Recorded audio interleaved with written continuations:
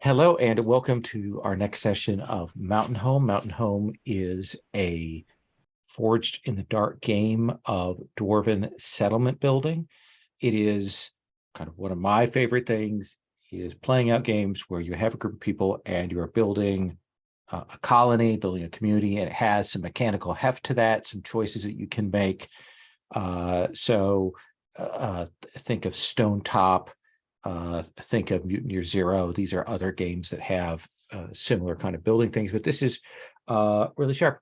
We last time had our characters do the first, possibly the first of two, we don't know yet, expeditions for their settlement for this year for Carrick Minor, and they spoke to a Tengu sage up on the mountainside, and we're told about what's going on in the broader world and given some context for this whole changes of magic that have pushed things and why new peoples have moved into this. In particular, getting some idea about like what's going on with the centaurs, because they're a big imperial group. Why are they here? And things like that. There were a lot of pieces that were put on the table, basically new gods arising. And then they return back. We have some clocks that are for the various factions that will get ticked and checked at the end of the year when we do our end of year thing. Those faction clocks are in play. The other clock that is in play that I will mention is there is Dozen's clock that is in play right now under his associate Emberstone. It's Disharmony among the guild is at a 4 out of 6. it, Just it's Dawson, and this is the first I'm hearing of this. I don't know what this clock is that you're talking about. It sounds made up. sounds made up. Well, it is all made up, but yes, that clock is in there. I know somebody put it a nice picture for Rengzu. I put a picture in of Inoxen, the centaur, in there as well. So we've got some new NPC picks in there, but we are going into the downtime phase. And the important parts about this are twofold. One, this is the time where if you need to recover stress, you can take actions to recover stress. And it is also the time where if you want to do building projects, you can do building projects. So before we actually even go to that, one of the things I asked people to do was take a look at the building types. And I'd like to have everybody say like one or two buildings that they have an interest in having made, and so that we can have kind of a short list and we can think about that. So this is session 4. So Dazen, I am saying that right now, right? Yes. Okay. Dazen, like, and in the meta here, Patrick, what would be a couple of the buildings that you're interested in having established in the settlement, either on this round or maybe a little bit down the road? So, I had looked through, and there's certainly neat things, especially in the unique spaces buildings. Like those are all cool. Mhm. Um, but I came down on two particular buildings and then just like a category. Okay. So the two particular buildings, one is the kiln. Okay. Um, it's just a thing that we can dedicate it to let us store more food, and it's also a trade producer. But storyline wise, since I have that like clay other body that I can inhabit, and I want to try and expand that some, I could see myself getting a lot of fictional use out of having the kiln there. That sounds good. And Um, that's though you need a clay pocket to build that. yes, that is build in open spaces a clay pocket. Okay. And What else? um,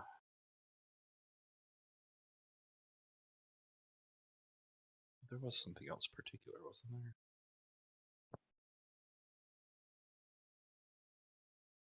there? Maybe it's just the metal veins in general. I think iron has the most to do directly with like smithing and forging, but all the metal veins have something interesting to like have a builder character play with. Yeah. So ideally, you'd like to discover a vein at some point here. Yes. Oh, that's what the other particular one was. In the unique spaces, if we happen to come across some lava-filled caverns, a lava-powered forge sounds awesome. So all the things you're interested in are kind of things that you can't build yet. Yeah. Okay, fair enough. I think that's par for the course. Okay. I mean, otherwise, my impression looking through the buildings was I'm sort of equally happy with any of them. Like Okay. none of the mechanical benefits really like stood out and was like, this is Dawson, this is necessary for your character. So I'm sort of equally happy with all the other choices. Okay. Let me come around then back to Daggeril.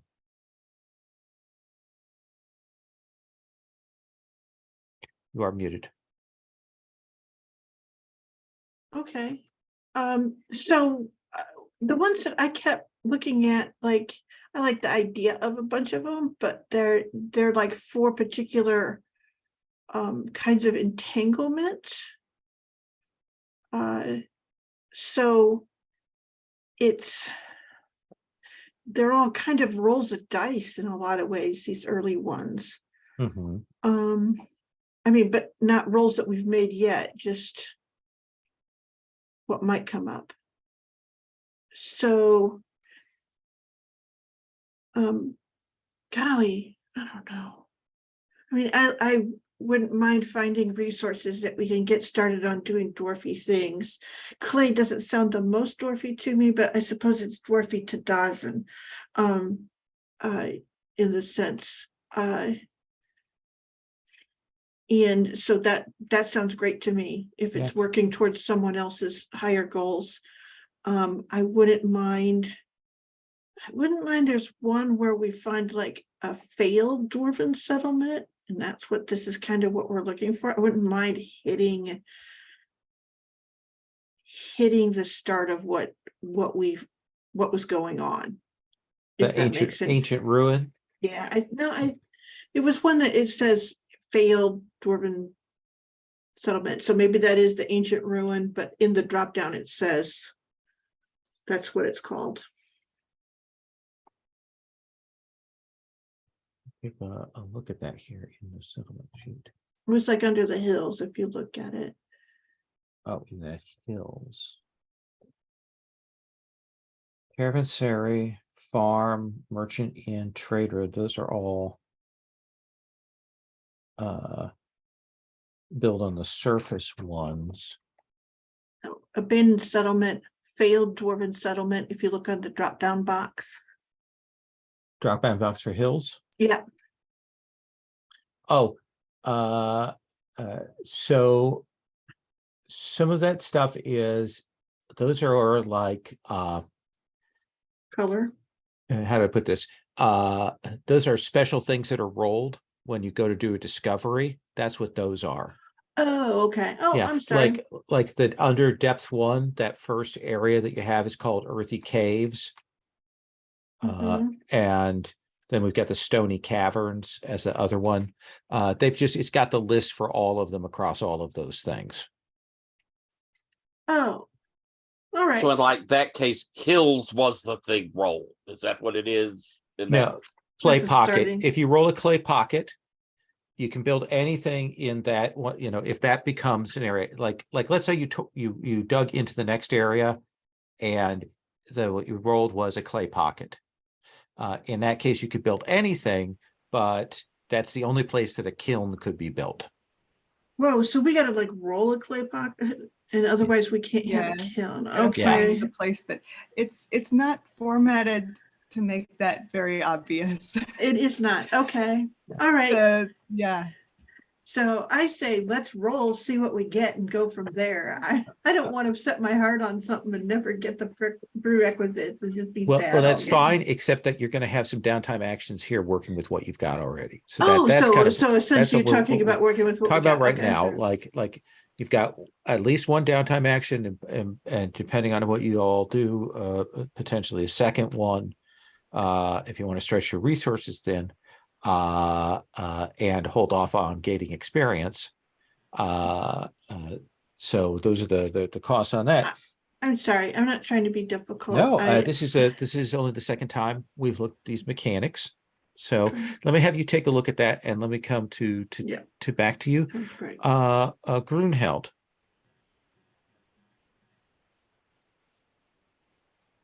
I've looked at a couple of things. There is a thought on considering our problem with the centaurs. A guard outpost might not be a bad idea to keep our supplies open. Yep, we've got a mountain area for that. And we have a mountain area. I also think that maybe a merchant inn or merchant quarter is a good idea, because that lets us learn some rumors about and use of distant factions in other regions. We have a faction we don't know about. That's an information gainer. I think that's a cool one. And then finally, the one that I was looking. Oh, I was also thinking, unless we're going to start spending treasure, we're going to need a vault soon.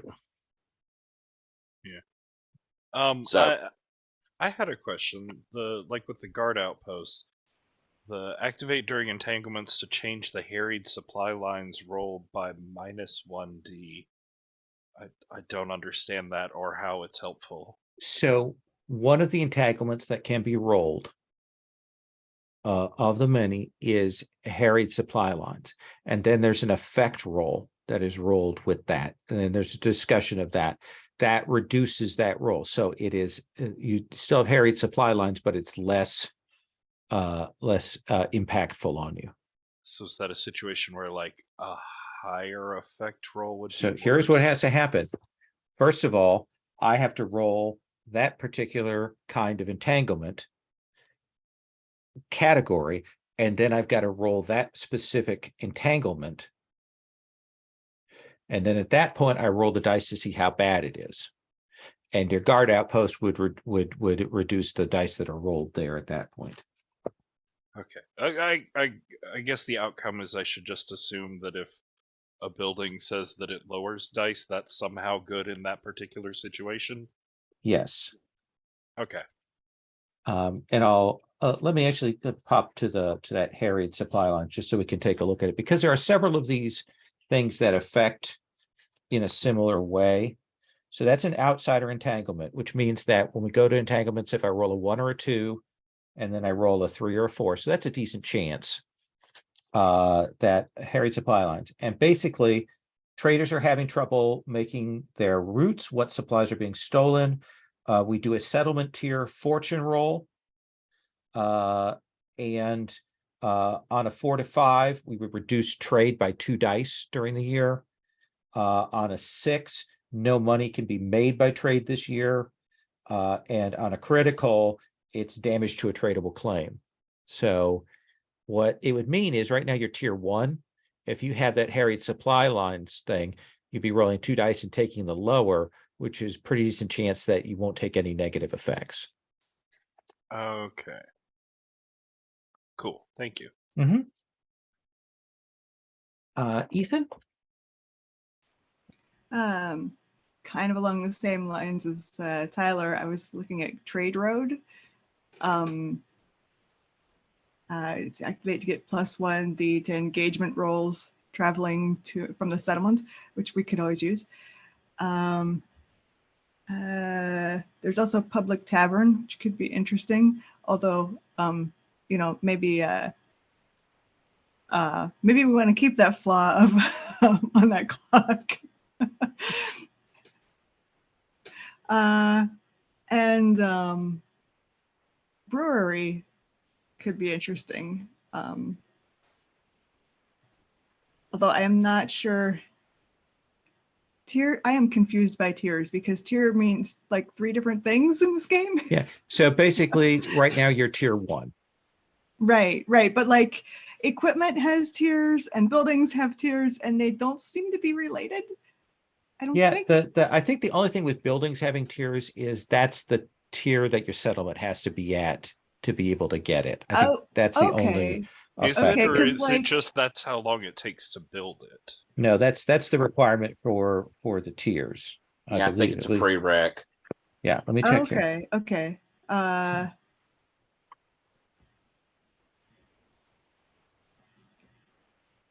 This is building level, which is a summary of the quality of the building. Let's see, building levels, It summary of the says- I quality of think the this may building. just be an editing issue that they. Constructing a building requires safe access to an open claim location, narrative access to needed resources, and the completion of a clock based on tier. Oh, Building okay. requirements. So Calculation that is 3 segments plus the level of the building being created. yeah, Okay. So they call It's- it a level in some places and a tier in other places, but that's, yeah. I think, the And- same thing. And some of these are listed as like manager's office 2. But then some of them have like 2T, which T means T. that they have a tradable, tradable good that good. we can Okay. pull out of them. All right. Okay. So any of the buildings can be built. It's just a matter of what's involved on the tier. Like how many Okay. the higher tier costs more to build. Okay. That makes sense. I will mention before I come back to Dagriel that just from a purely functional standpoint, there is a quarry. And the That was quarry another one I was. activates it with divide enough for public works. And more importantly, at the year end, you can activate it to add a tick to any claim clock. Nice. So it speeds up that discovery process of new places. So I just thought I would mention that that's one that's out there. And if you're looking at the kind of min-maxing of getting more things out there, potentially that's one for that. Dagriel? Well, then I want a quarry. Okay. All right, so we've got some things out there on the list. Dawson, let us come here to our downtime actions in this So- phase. We had talked last time about doing 2 expeditions this year. Right. Doing a downtime and then an expedition and then another downtime, right? Downtime only happens once per year, doesn't it? I thought it happened after each expedition, but maybe I'm wrong. Let me check a look.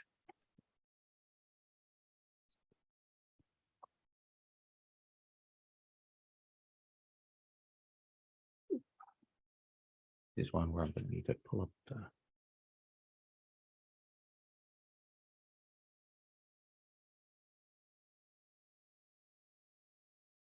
Map, play phases. Yeah.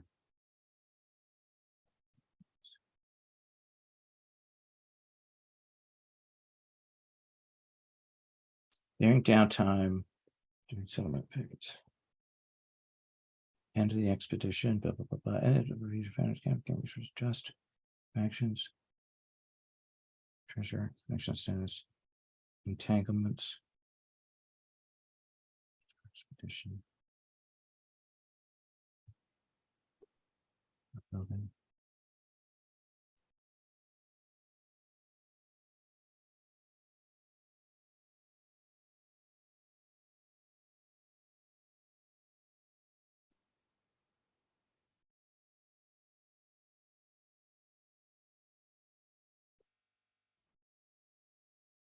So the play phases are the new year, then expeditions, then settlement phase, then end of the year. And it says you play through them sequentially before you move down to the Yeah, bottom and start again. I don't see anything that says whether or not the settlement phase is the end of an expedition or the end of a year.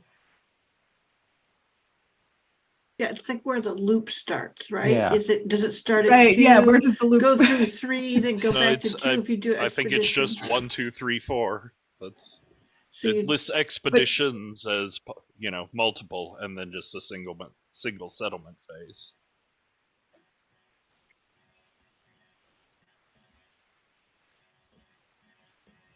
Let Yeah, I me think check something quickly to compare to something that I had read earlier on this. Let me make sure.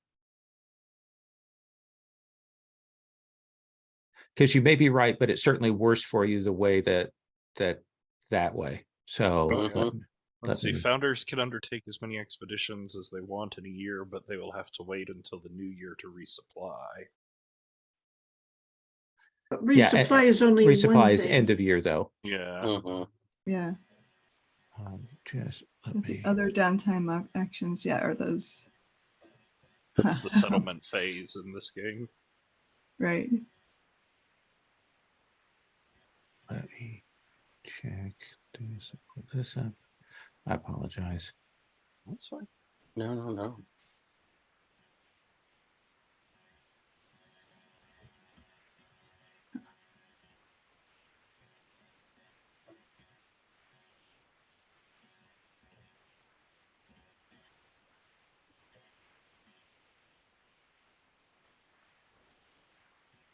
That is at the end of the expedition, you gain resources and adjust settlement numbers and faction statuses.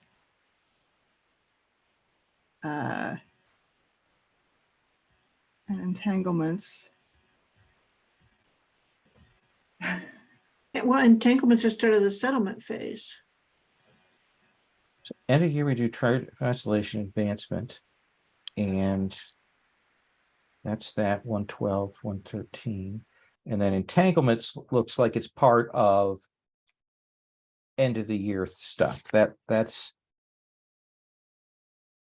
these should be rolled at the end of the year, this after the settlement phase.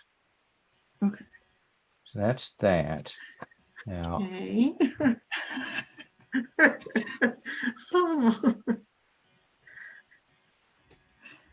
sorry. no, we It is very unclear, I think. I can't find anything that. Looking at page 50, it implies that we do all expeditions before we would do the things that come from settlement phase, which would be constructing buildings, dealing with stress, and toiling away at the earth.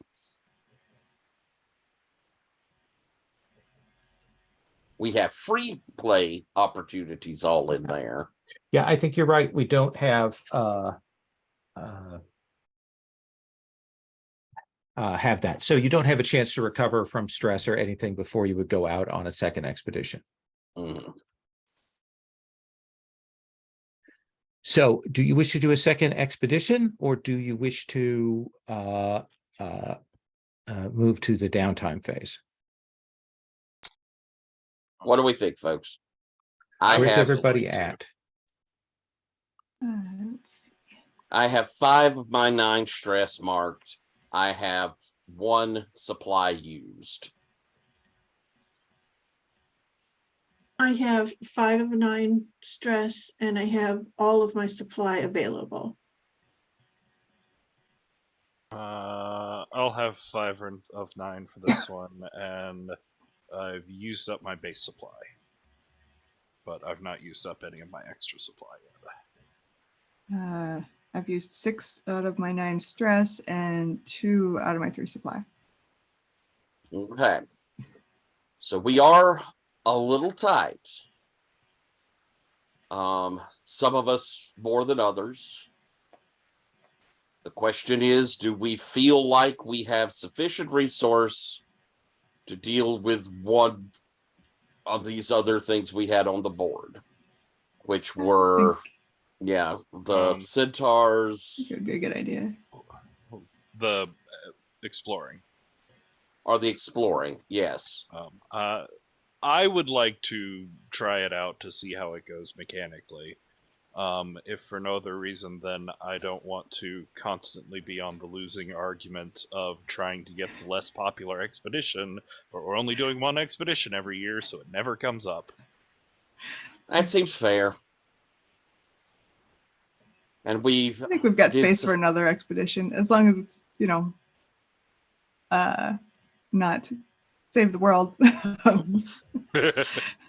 And is explore where we would go and look in this cave to see if we see a clay pit? Is that it, or is that in No. the settlement discover? That's That, settlement discovery. that's a randomly rolled thing that occurs. So let me pull up the. We could look to go down to where the shaft is to that hero's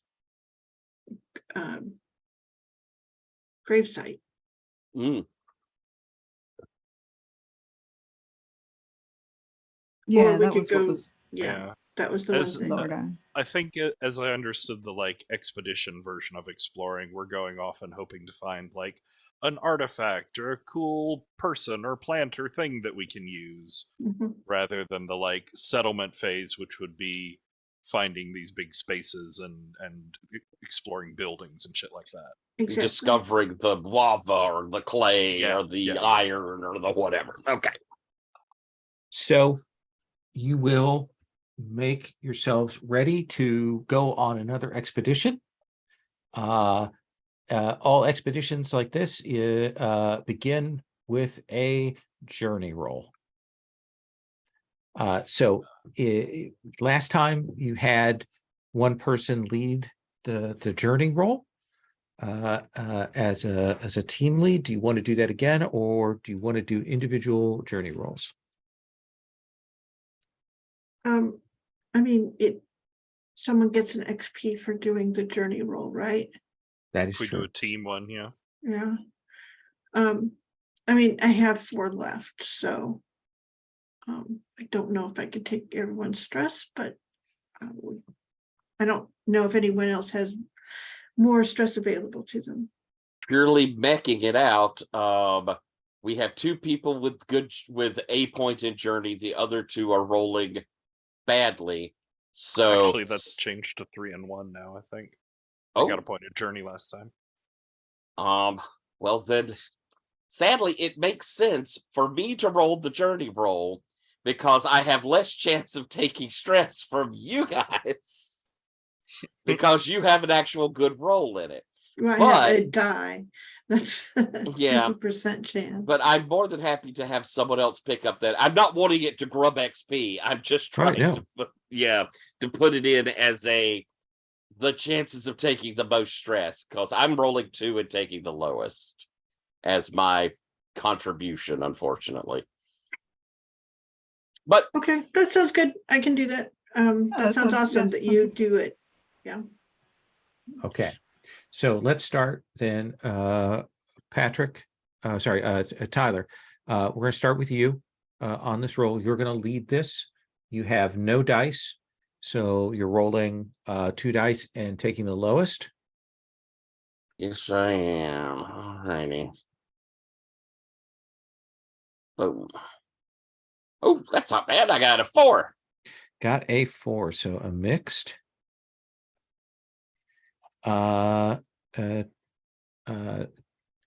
Dawson. So still got more Assembly Guild members around, but I don't have another one to mark to use them to help me out here. Right. But I do think at their insistence, even with the extra journey point, they've sort of insisted that Dawson goes out in his like clay shell form this time. Okay. So this is the first time we see like lumbering, even heavier than normal Dawson footsteps, clay version of him, which is carved to look exactly like him, but has all these like deep runes carved in the clothes and the skin of it. So is this clay thing, does it go along with you and you can control it, or are you piloting it that's remotely? So mechanically, like I have to spend a stress every time I switch back and forth. So I think this is a thing where like Dawson's body is back in the settlement, and for the entire expedition here, this clay body is going to be Dawson. So in that case, you won't mark stress and you won't take effects and things? No, I will. It doesn't say anything about making me more durable or changing any of that. Okay. But you can't be I guess it, poisoned. yeah, it would give me like fictional positioning and that Okay. sort of. I just wanted to make sure how we're reading that, since it's an Yeah, but it's interesting not one. like giving me an armor box or anything like that. I have to Okay. use supply for that still. Yeah. So let's go ahead and have you make that journey roll. That's a 5. That is a 5. So Tyler, you haven't marked any stress yet. Dagriel. All right. I got a 6. Whoa. Woohoo! That's my first success in this 6. game, I think. Okay. And then Tolan.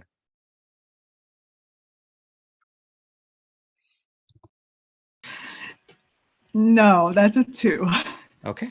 So Tyler, Gurnheld will mark 1 stress. Yep. So Gurnheld,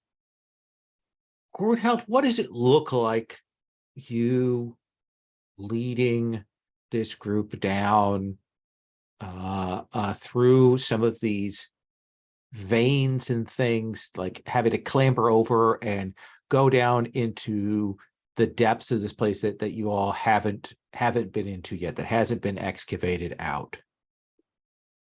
I think it's got that very, I have the lantern, for us to see with, and I'm kind of progressing forward, and there's a lot of the this looks like the right way to go, and maybe Dagro goes, well, maybe this of course, yeah, we'll go there, yeah. And so it's Grunheld is aware of her limitations. She may bluster a bit, but she's more than willing to take counsel. But she's definitely got herself wearing her armor. She's on full alert, but realizing she's not the actual best scout in this instance. That seems fair. You are descending down, trying to make your way safely along through here. And you will find yourselves, I mean, you have maps, but we've established the maps don't match up with what you've seen through here. So there is a bit of kind of the wandering that happens. What's one sign you see, Dawson, in this area that you're moving through, that there was violence here? Like there was a battle. So who was involved may be unclear, but like, what is the sign that you see of that?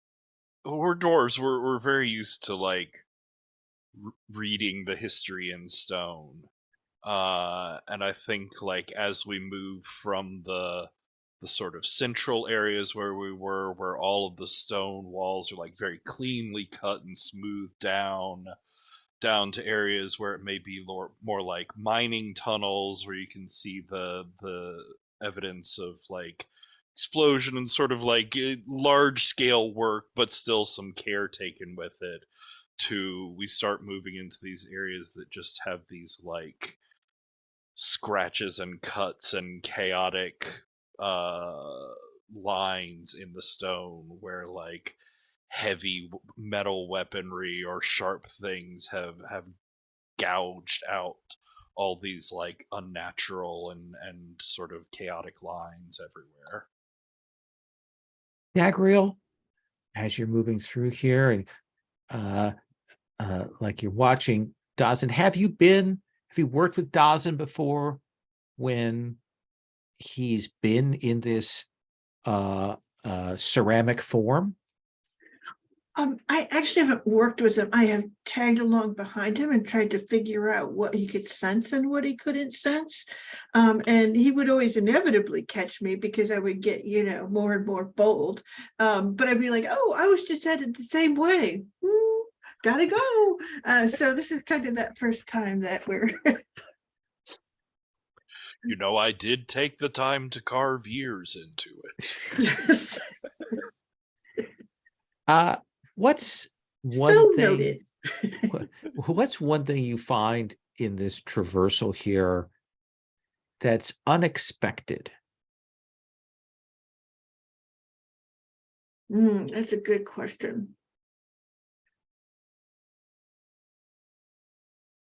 Oh, I like the idea that we're following one of those the kind of pathways through, and it looks like a place that maybe would have been used as like traversal for, I don't know, for something that wasn't wide. So it would be like a pedestrian thing for coming and going, wherever it was. But the thing is I kind of noticed that up sort of like at, well over my head, there's it's like carved out, like a shelf running along that. And just not even without thinking, I keep putting my hand up there every once in a while, and I hit like a jar or urn. I sort of stop, and I probably have Dawson boost me up so I can see what it is. And I'll bring down, it's actually weird because it's like clear glass that the stuff is in, and it looks like seeds. Not like,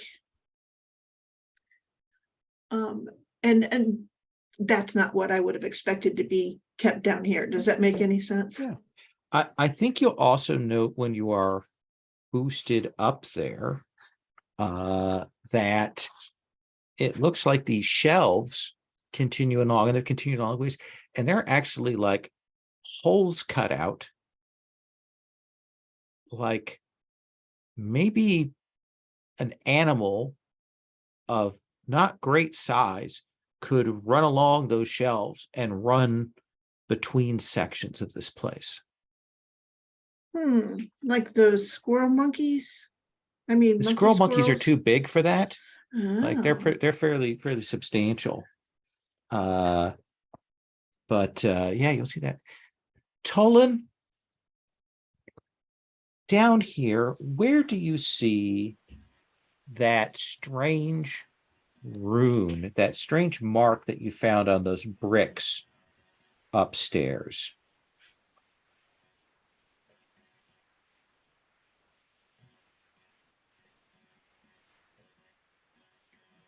It's on like the bottom of the wall. And it's laid out like almost like a mile marker every, 100 yards or 50 yards or whatever. You see this, and sometimes it's been chipped out. Like you can kind of see the outline, but someone has obviously deliberately like tried to scratch it off or chip it off. And other times it's perfectly clear. Interesting. You are descending down, and you will find yourself in a section where you are having to move along a chamber that drops down deep, like a natural crevasse or crevice, depending on how you want to say it, with a walkway along the side that you have to kind of scoot along the mountainside to traverse this space. And I think that this is not a journey you all have taken often down into to unknown deeps. I think that you've had time to plan, so that offsets things. This is a dangerous place. So I'm going to roll 2d6 here. So you are moving along this ridge, along this walkway there, and you are out sort of towards the middle halfway part of this thing. When you hear like some crumbling back behind and some of the walkway that you've already crossed over to get across, you'll hear it scritch across and goes tumbling down into, and you hear it off the side of the stone down below. And then there's a screeching that emanates from below and the sound of wings, and they begin to get closer as they rise up from that pit. And let's take our first break here, and we'll come back to that in 10. All right. There is a screeching howl coming up from the bowels of the depths of this place. The walkway behind you has broken. There's a gap. You might be able to leap it, but there's a distance still ahead along the side of this sort of cliff ledge that you're on to get to. Grunheld, we've established you're leading it, so you're at the front. What do you do? Can I see if I continued forward where there is more stable ground, or is it just stretching to the distance? You could try to run forward and hopefully find a better place for the group to make a stand. But right now, this is because of your position, a desperate action. Okay. All right. What do you think is the appropriate role for doing that? For heading forward, yeah, because I do for think you that's rushing forward to locate a place to hold a battle or to defend yourself. I'm tempted by skirmish if it's the idea of being better prepared. It might also dig is also a thought there. I am good with either one of those. Okay. You are rolling.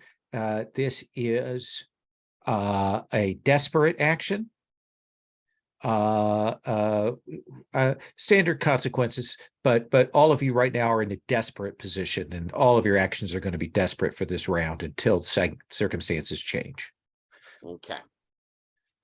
I got one die in that. Yes, you do. You doing the dig approach? Yeah, trying to get the right. Basically, it's trying to curve this and find the best spot. Dig represents, as it says, the dwarf's mastery of the underground world. So you're trying to use the terrain to your advantage. I will. I'll spend a stress and help you out with that. Okay. Thank you very much. I'm actually going to mark treasure as well, and pull out some pre-chiseled rune stones and give you a stone split rune stone that if you find like a crack or something where you think like the right bit of pressure would open up a better path for us, it's like a small explosion that you can insert and set off. Ooh, very interesting. That's sort of, I'm using my little bit of dig expertise to help you out there. All right. Let me go check again. So you assisted a teammate, and Tyler, did you mark your XP for leading the expedition, Tyler? I did not, but now that you were saying that, I realized I should do that. Yeah, mark that under journey, under your prowess. So let's have you roll those 2 dice. All right. Oh, does Patrick get a mark too for helping, or was that no? We don't what I get a mean. mark when you spend the stress. Gotcha. It's lead a group action or defend someone else. Yeah. I got 4. You got a 4. So you will rush forward and locate this spot. But I do think that you have to kind of skitter out, and you take a fall there, and your ankle will twist, and you will become injured. Okay. That's the desperate actions have desperate costs, but with a mixed success. Let's see. Is it worth trying to resist? An injured is -1d on all insight rolls and resistance rolls. Really? How interesting that it goes to insight. I think that's a copy paste. Yeah, it's a copy paste. It's actually Okay. it should be prowess. Oh, okay. Mm, Do you want to try and I'm resist gonna try that? and resist. Okay. So you Make get it injured all the prowess same. of 2. So roll 2d6 to resist. 5. So you will take 1 stress, but you will keep your ankle from going out from under you. Dawson, where are you in the order? Are you at the back? Are you in the middle? Are you right behind Grunheld? Where are you? Actually, I think if we establish that, if you handed Grunheld something, then Yeah, you're right I'm behind. right up there with Grunheld, sort of maybe like helping her up as she's getting back to her injured feet. Grunheld has found you a spot to like go forward to reasonably, and maybe make a stand at. What are you doing? I'm looking back and trying to get a better idea of like what's howling after us. And you will see this horde of giant bats come racing up at you, and they are going to be on all of you in just a moment. So that's to answer your question. Yeah. No, that's not fun, but fair, I suppose. Dozen, as he's like standing there, he plants his heavy clay feet and pulls out a crossbow, which I think, to combine my pre-made runes and crossbow, has a couple of like quarrels with chiseled runes in their tips. Okay. And as the horrible bat creatures are coming forward, I want to fire a crossbow bolt so it wedges in like a stalactite in the ceiling for the like small explosion to go off at just the right time and drop a series of stalactites on these things as they're flying under. Okay. So using an item, so great effect, but we're still in desperate position. Okay. Or do you want to have standard effect and have a more controlled position? Let's go for the great effect. Who knows? That might be awesome. Absolutely. Go ahead and roll skirmish. Just trying to angle towards dig, perhaps, with the like. I am fine with you angling explosion? towards dig. Okay, cool. That's I I wanted to use my crossbow, but I was trying not to shoot right at them. 1 die, desperate, great effect. Ooh. If I blow on stress, I don't know if I've got a good thing to help you with. That's all right. Oh, not that all right though. That's a 2.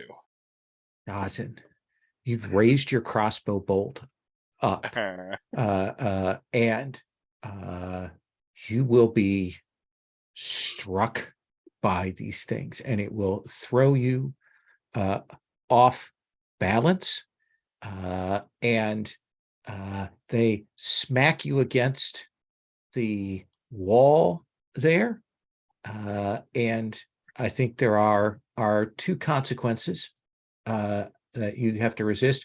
One is they're going to knock those rune stones and crossbow out of your hands. You're going to lose those for the expedition. And 2, you're going to go over the edge. Oh no. And what's over the edge here? Is it unknowable depths or? Well, that's a long way down. Oh gosh. Okay. Yeah. I definitely don't have the stress to resist both. Someone could try and take that consequence, one of those consequences for you. I will take one of Oh, the yeah. consequences, or unless you have no, I don't know, Colin. How are you doing? Nope, we're both bad. Let me do We're it. both at the same point. Yeah. So let's start with I- Dawson. Okay. So just to throw it out there, there is always a possibility I could just take one stress and remove Dawson from the expedition. Like boink back to the other body and just let the clay fall off the side. Are you It's about an to option die? with the Or are No, we going to spend no. a stress each? Okay. Let the bodies so- hit the floor. Yeah, I'm just I mean, it is an option. I'm not sure if it's the one I want to take for the first time out with the body. yeah. Let's get and really. I mean, let's push it. Come on. So Okay. I will Okay. keep you from going over. You're going to have Okay. to save your own. So Here. then if you're keeping Dawson from going over, then I think that we roll your resist for that first. I think that seems like prowess, right? Yeah. Okay. So everything is 2d6 for me. So, 2 1s. Oof. You will mark 5 stress. Okay, so I'm out of stress. That What you can I are. do to get to? I have 4, so I'm only over by 1. Can I You will still resist it. It just burns through all of your stress. Okay, do I take a hit somewhere? You do not take a consequence yet, but you have nothing to Left. resist whatever is about to happen to you on your action. Okay, sounds good. So Dawson, Dagriel reaches forward, keeps your body from going over the edge, and you can hear Dagriel cry out in pain as she does that to keep you from falling. Do you want to resist losing your equipment? Come on, I took all the bad dice out of this roll. That's Oh well, Sherry assures me that this will go perfectly. So yeah, I think so. 2 dice. Prowess, I'm assuming. Yeah.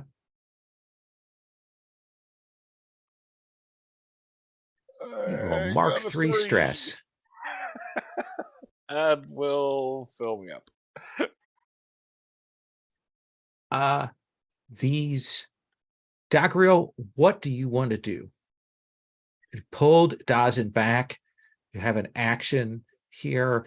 Dawson has fired off this rune crossbow, but it doesn't seem to have had any effect on these things. yeah. So I'm gonna flash back to me, back at the camp, or Okay. back at the thing, and I'm going through the stores. I said I'm just gonna go in and get some lantern oil, and I'm in there in the supply shelves, and I'm looking around. And I can't help it. My eye goes to a set of fireworks, like these screamers, and I'm like, oh yeah, maybe this would light some things up. That would be pretty cool. And you see her reach her hand out and take those. So is And that you marking supply for fireworks? it is borrow aid via the thing, so I get a +1 result level. And it's my first flashback to borrow that aid is free, costs no stress. Oh, okay. Is that Yeah, because legit? borrow aid is normally a Yeah, and it's from the settlement. It's not like I had to go somewhere, and I can use forgotten things or lost artifacts in Right. limited use. So so your first flashback to borrow aid in the form of an item. When doing this, you get +1 result level.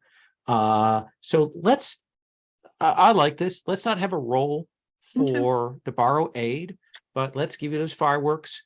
Do you want to use those fireworks to give yourself better position or greater effect?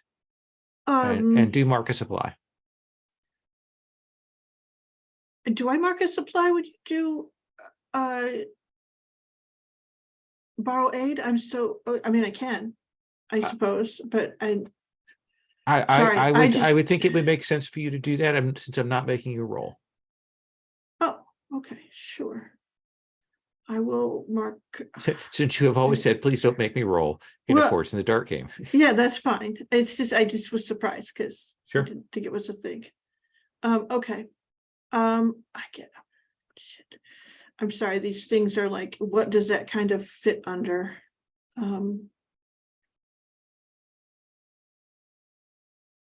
There, a miscellaneous collection of tools, firework tools. Okay. So what do I want? I want better Well, and you have your precision. supply used from the previous thing too. From the previous, No, I didn't use it. I can't zero this out, Lowell. oh, you can't zero it out. I Yeah, apologize. I keep Okay. my thing marked by how many supply I have left because I Okay. can't zero that one out. Okay. So now I'm at 2. So that was, I had said that before. I'm I having apologize. I trouble had forgotten that. doing that. So Greater effect, better better position. position. Okay, so because- risky rather than desperate, but Yes. for standard effect. Yes. Can I help? Sure. Let's figure out what action Daggerill's rolling with, and then we'll figure out what you're doing to assist. So what do you feel is the right action type for letting off these fireworks down here? I wish I could say study, but I think that is not what it is. It's probably scout in the sense that it is I'm good at getting the drop on prey, ambushing for, and essentially Yeah. just doing the quick intuitive physical things to get a Tolan, result. how are you assisting Daggerill with that?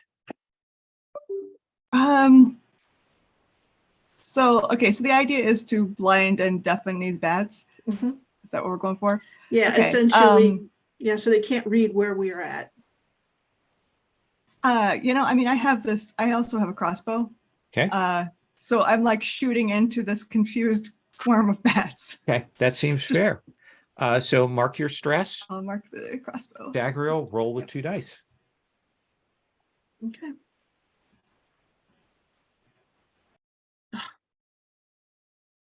So that But it's +1 result level, right? yes, it is. Okay. So it's at least mediocre. So I think that you will be able to like fire this off and scatter about half of these bats, but the other half of the bats are still there, and now coming at you for definitively, and I think that they are biting at you. Okay. And so you will mark injured. Yep. Mhm. Unless somebody wants to resist that for Daggerill.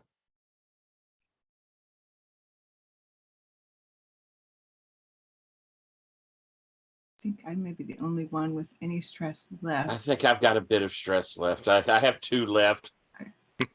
Just So to do just to I. put it out there, looking through, like you probably want to try and avoid filling up that stress if you can. Sherry and I are both gonna have to take weary things. Yeah. What does injured do? I remember resisting it last time. -1 die on things in that column. Okay, -1 die to prowess.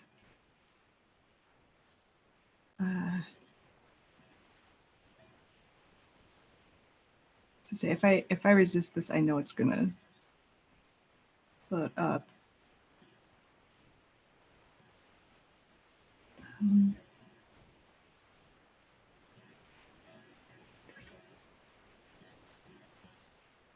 I think I would remember how resist works. It's 1 die, or is it? So Oh, it's your lowest, or is it the one you're resisting with? so it's the one you're resisting with. Okay, cool. Yeah, I'll resist that because that Okay. gives me 3 dice. That's okay. All right. Oops, not 4, 3.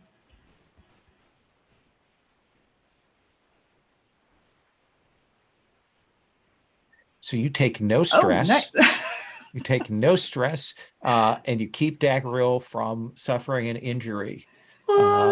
Batting back, firing your bolts at these bats. There remains half of this group of bats still here, Tolan, that are need to be dealt with. You're still in a desperate position. What do you want to do? Awesome. Okay, let's see. Do I have anything at all useful here? Okay.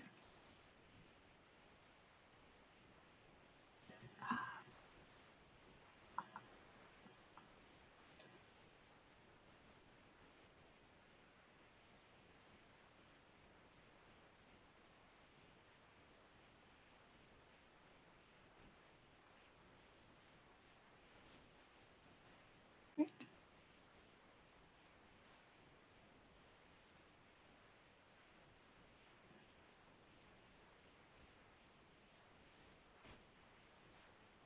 Okay, so I have, let me mark another supply here.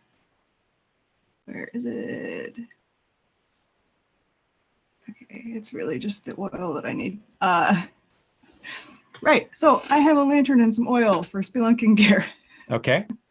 And I want to just basically make like a wall of flame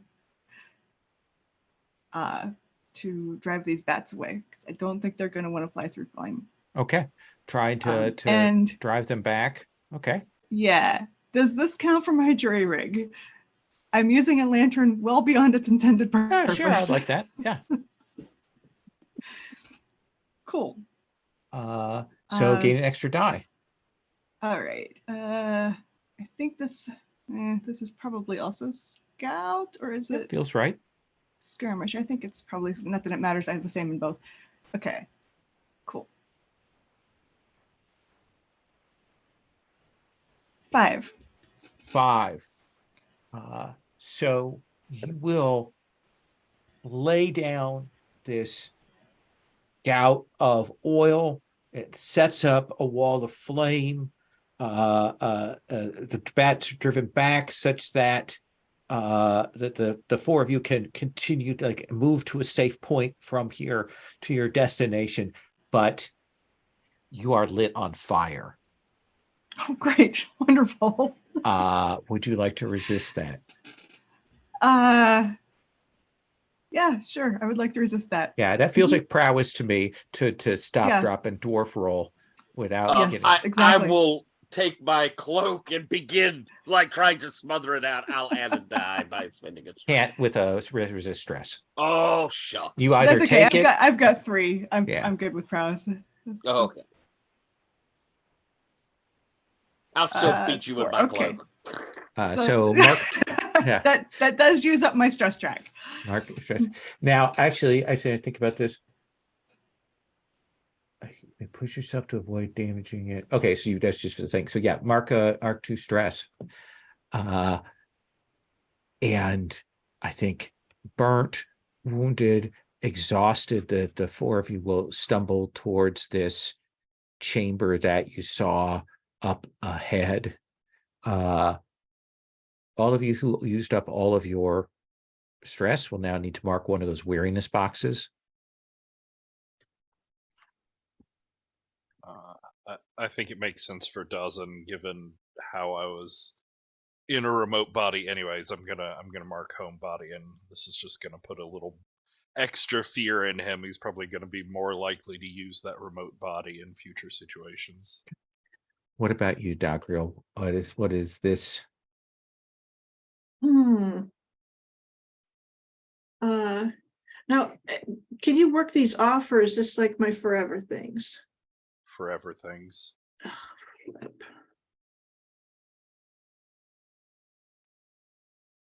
Oh, let's see here. How about Now, here's the thing. This is a damage track that once you get 4 of them, you're taken out of the game.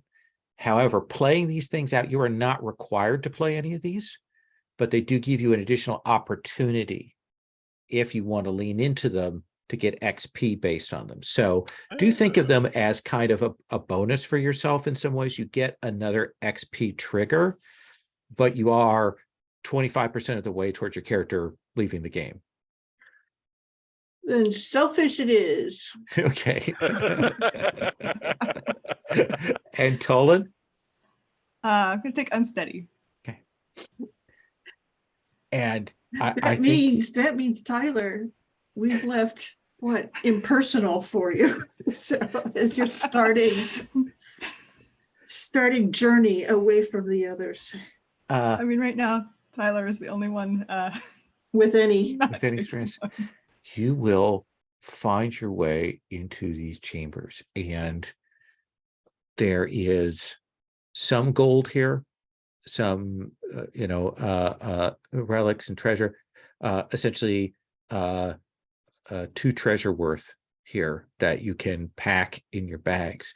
But the more important thing that you will find is a set of papers with some discussion of the chambers and the passages and things like that. That here is what it does.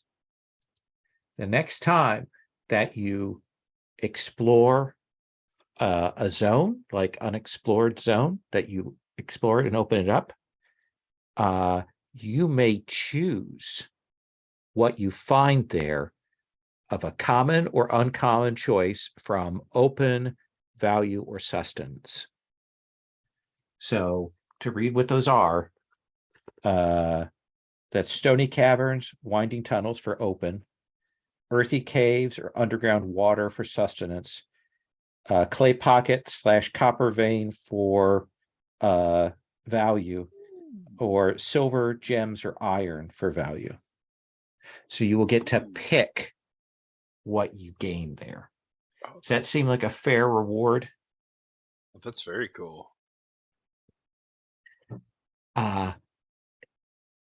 So let us check in sort of the journey back from this, heading back. Grunheld, this went very badly. I mean, the rewards were great, but your companions, useful, younger than you, even Dawson, the made of clay, looks weary and worn. What's your reaction to this, Grunheld? I'm trying to lift spirits, and I'm very much like moving over and supporting people as they go, trying to, lend as much aid to them physically and emotionally. But at the same time, inside there is kind of being the only one who, and I'm hurt as well, Right. but in the better shape. There's a lot of guilt to it, and these young people, I need to take care of them more, and so there's this almost desperation of helping them along. Okay. Dagriel, what shows us on that return journey that you have been shaken, that maybe like what's maybe a bit or a sign we see of that potential selfishness? Not full blown, but No, I think like when we find the papers, she goes, I will take those. I'm going to have to transcribe them. And she kind of doesn't even really let everyone get that much of a look at it, other than to say, these will be very useful. I'll get you a full synopsis when we get back. But she's very and packs them in, and whenever we stop and take a break and there's some light, she does kind of peek at them, but she doesn't want anyone else to see them. okay. Tolan, what is it that happened on the way back that shows us your proto unsteadiness?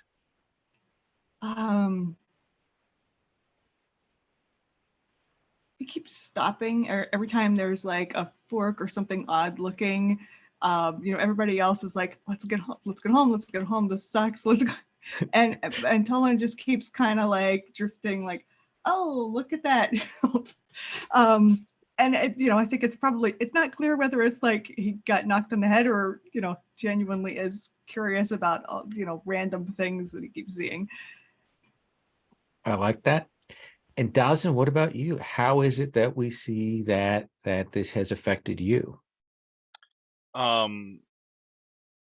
So I think what it is, he's in this clay body, and unlike what we've seen up until now, where it seems like it is just his body but out of a different material, Mm-hmm. he is like too shaken to let the magic fully take hold anymore. So when he's not moving, when he's not actively controlling it, it goes into this like stock still object statue thing. It's not pretending to breathe or blink or move. It's just a thing, and then it moves again, and he's there, and then it's a thing. Nice. Nice. And so you all will return back, telling people are excited about the finding that you have. But I do think we are going to move to that downtime phase now. So let us look at the end of the expedition. I think that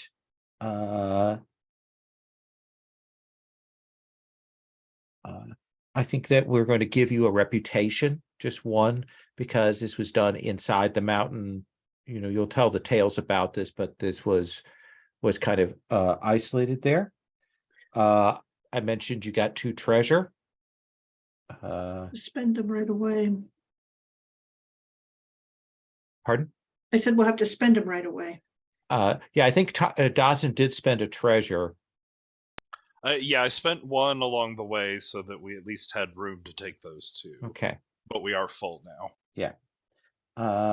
And we'll I think that we aren't going to mark an entanglement track. I think the bats caused chaos but didn't get out of the mountains. So they wouldn't have created more tension for you on that score. So I don't think we have any buildings that need to be activated. Did we already got the Tengu stuff last time? Is that right? Did we get a reputation for that? Yeah, or did we not? get our we got our expedition rewards out of it Yeah, already, we did, right? did that stuff. Yeah. Oh, okay. So we've gotten 1 for each thing we've done. Okay, cool. Don't think you have any buildings to activate. So the question then becomes about downtime activities. Grunheld, again, to remind you what the downtime activities are, they are borrow aid, which is the get aid from another faction, get that kind of set up. A long-term project, which includes the creation exploration of claims. So exploring an unknown claim is as many segments as the depth, and it's also for constructing. You can tend to your fellows, host a meaningful event, help soothe injuries and egos. You do a long-term project role. You choose with dwarves and guilds of 10. Instead of ticking clock, you move 1 condition from any of the dwarves in attendance for each tick rolled. And conditions are like injured and stuff. Does anybody have any of those? Did anyone get one of the conditions? Don't believe so. I think we all avoided it. Yeah. Yeah. You can train, which means you get to mark a segment on an XP track. You can indulge an obsession to clear stress. I'm going to my first one for sure. Indulge. Okay. And what is your indulgence again? Mine is hoarding. Okay. So what does that look like? How are you indulging in that? You said that there was a bit of gold, a bit of things around in that place that we got to. Yep. And while Dagriel grabbed the papers, I think that there was a bit of Brunheld looking through as we, we're bringing that all back for the betterment of the settlement. But I do think that in there was an actual worked piece. Okay, yeah. And that might have very quietly slid into my sleeve. So we see Grunheld as she's back, and she's sort of in her home, and there's that guilt that she has for her younger friends getting hurt. But then we see her reach inside of her sleeve and pull out this gold work piece and sort of smile as she takes it back into her larger than everyone else's Right. home, Uh, and puts it in a chest. your lowest resistance is insight, so Yeah. you need to roll 2d6 and take the lowest, and that's how Take much the stress you're going to lowest. recover. Ugh. 3, thank goodness. Good. So you will recover 3 stress. Dawson. Well, luckily the weariness cleared out all my stress, so I don't actually have to clear stress. Right. It's a bargain. Yeah, it's extra XP and it clears all your stress track. You're It's the losing money best. not I'm having that doing it. happen all the time.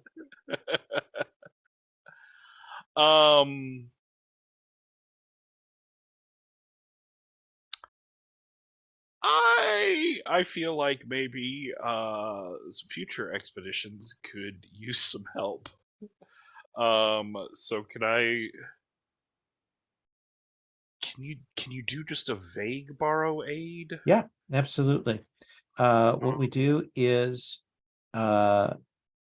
we establish what the rating is of it, and you can put it into play, so Okay. long as it's not like wildly out of justification, because in that case we would do a flashback to add to that. I got you. How about tabs? Ringju, the Tengu mystic. How about Okay. he like pressed a little charm into Dawson's hand as we were leaving, and it'll be a thing that becomes obvious what it's useful for when it's useful. Sure. What do you want to roll that with? Stone speak. That seems fair. Yeah. I mean, talking one sage to another. Yeah, and I imagine that'll flavor like what we can use it for going forward. 2 high. Yeah, it's just gonna be that. I don't have other things. Well, oh, that's an interesting situation. What would a devil's bargain on that look like? An extra die.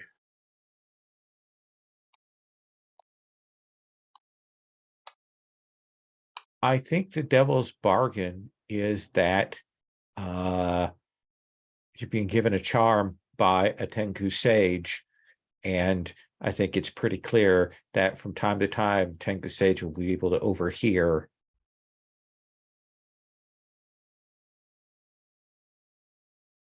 Interesting. It's an extra die. Look at that. Yeah, he made a good impression on Dawson. Yeah, there's no chance that'll come back and bite. No, so it'll probably be fine. And I mean, if it's not fine, then I can change my decisions going forward from there. Right, this is fine. This is fine. It would be judgmental and cruel to just assume that he's going to screw us over or something. Roll your dice. But 3, 5, 6. 6. 6 is the highest? Yep. Okay. So you will have tier 2 aid.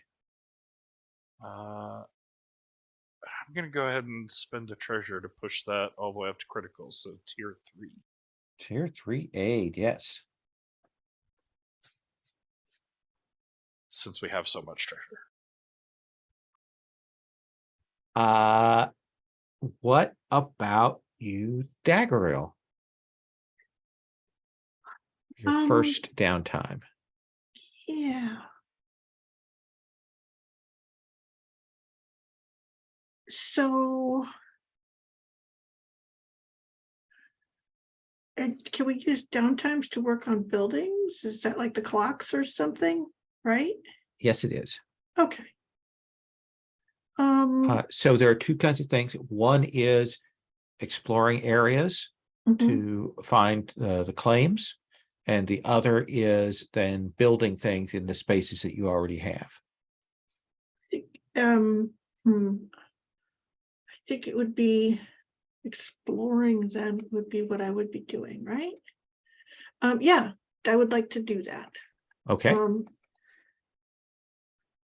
So right now, if you're exploring either on that first subsurface level or the surface level, it's a clock that has two ticks on it.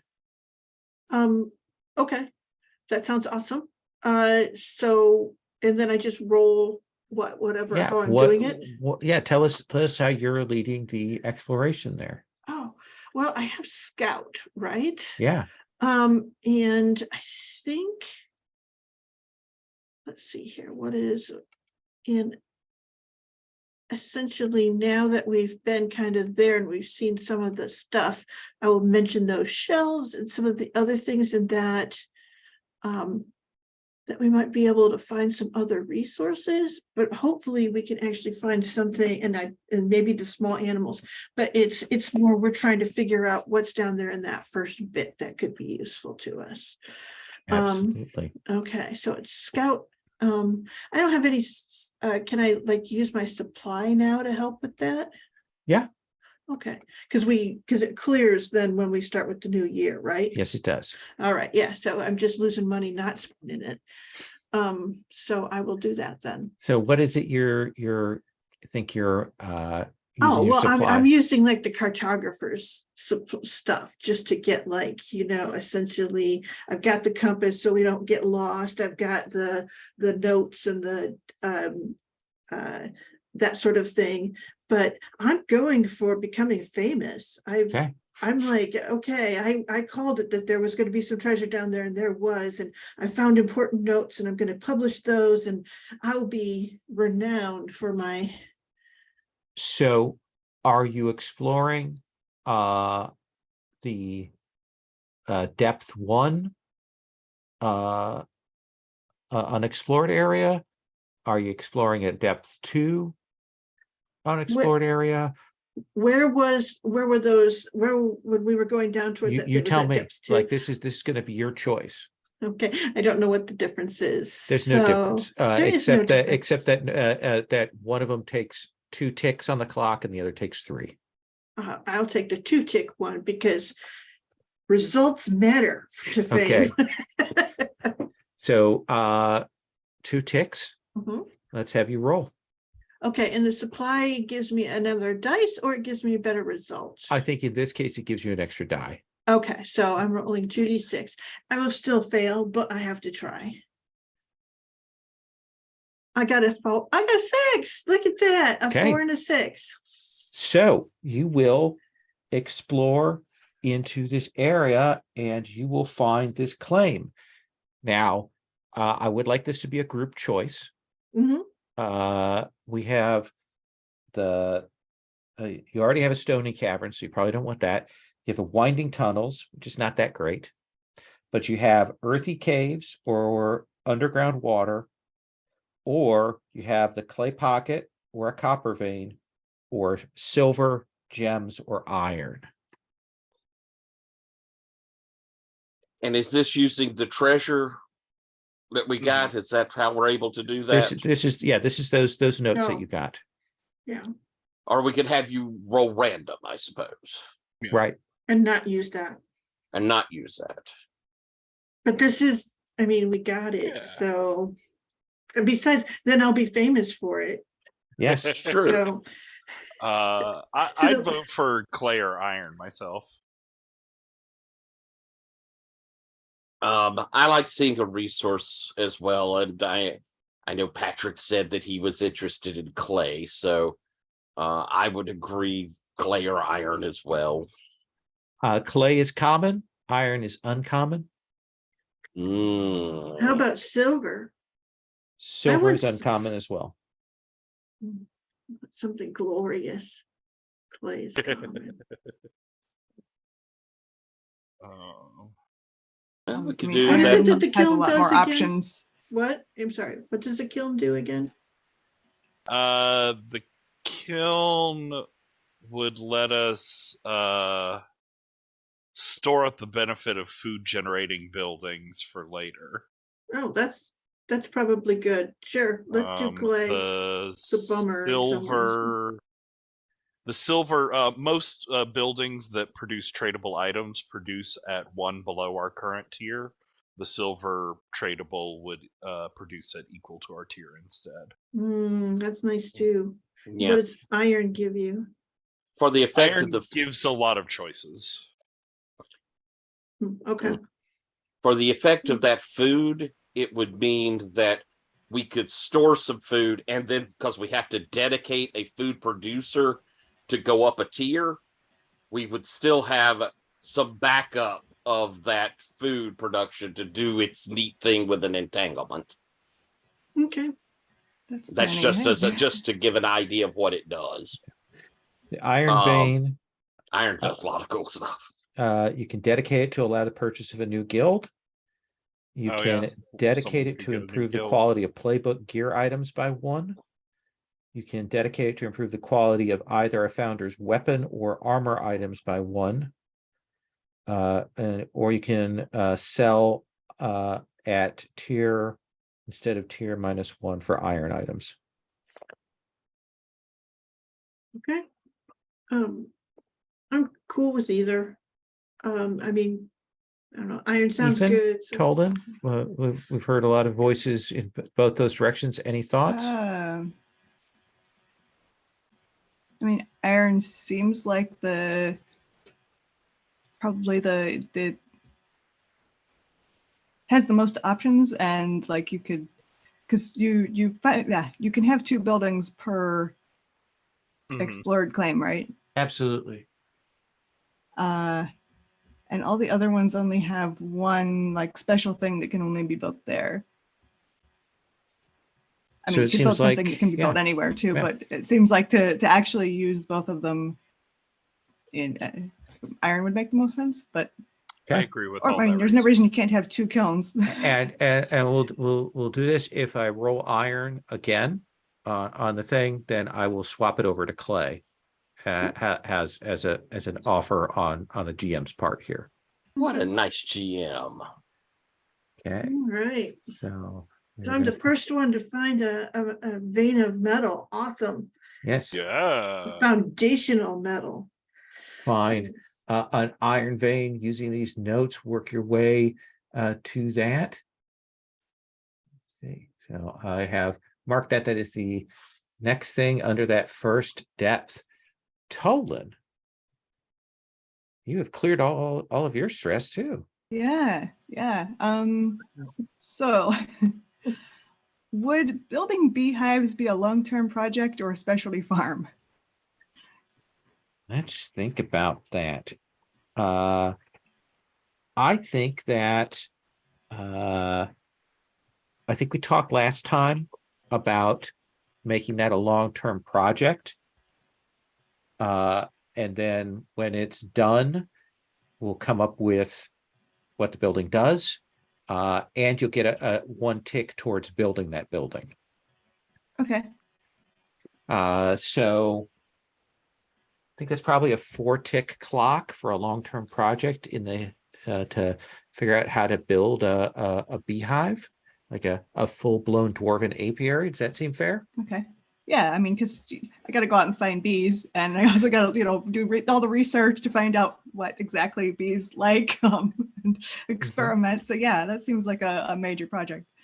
What do you want to roll that project with? I think, let me see. Is that craft? Probably not scout. I think, yeah, construction, tinkering, and prototyping makes, although study also makes sense. Okay. But I think craft. All right. Where's my tab? Here it is. Wait, I think I get something with that, don't I? Yes, I get a +1. Okay, a +1 dice.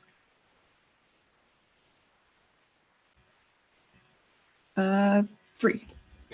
Highest roll is a 3. Yep. So that'll be 1 tick on the clock.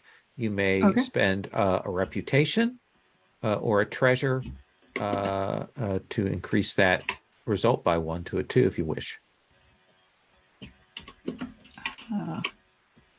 How's our treasure looking? Is it still overfloweth, or are we counting We've got down now? 5. It's not such a bad idea to think about each of us getting an extra downtime action, which is a treasure apiece. That is true. I mean, we're not near And, on rep. and quite honestly, the efficient thing is spending the treasure for the extra downtime action because there's better chances of Rolling Yeah. higher. based on our Forge of Yeah. the Dark knowledge. Yep. So you may click create a clock for the apiary. It has 1 tick on it towards your development. We see you out working outside, gathering in the sun. I imagine you're the most tanned of the dwarves in a lot of ways. That brings us back to Grunheld. All righty. I think I'm going to build a building. Okay, what is it you want to build? Oh, we don't have a building going, do we? We do not have a building going right now. Okay.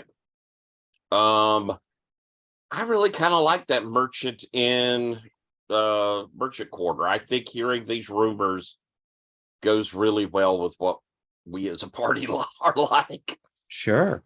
So build on the surface, merchant in. So that's a tier 1. So the building levels.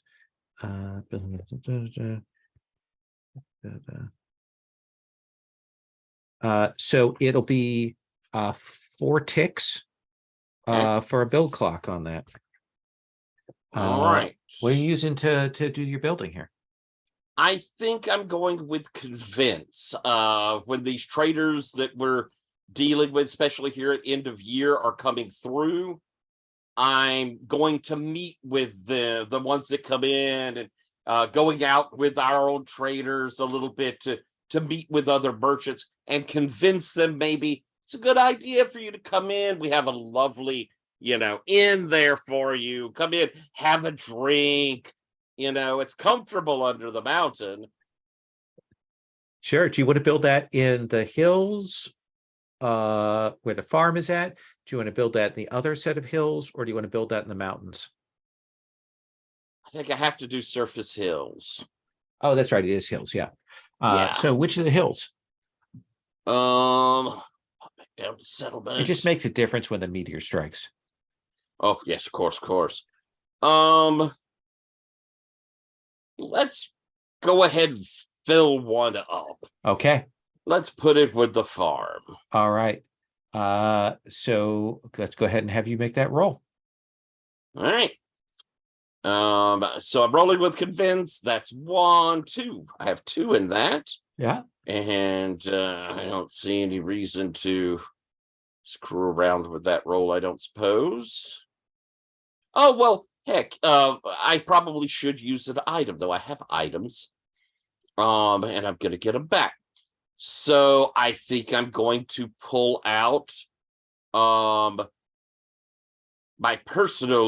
elder thing, type tobacco for a whole group. Okay. I like that. You are able to get some more of Toland's people to work with you, the laborers, because you've got that pipe tobacco you can bring to bear. Let's have you make Did you that say roll. that gives a die? Gives you a die. Okay. Normally it would be like a result level, but I think in the case of these things, it makes sense just to give you another die. Cool. So I'm rolling 3, and I roll a 4. Roll a 4. So you will get 2 ticks halfway on the clock to building that merchant thing. Good show. Dawson, I return back to you. What do you want to do for your second action? Can I start another building? First building has to finish. Okay. Then I'd like to help with that building Okay. because I want to build something in the Iron Vein. All right. So what are you using to help out with the construction of this, Merchants Inn?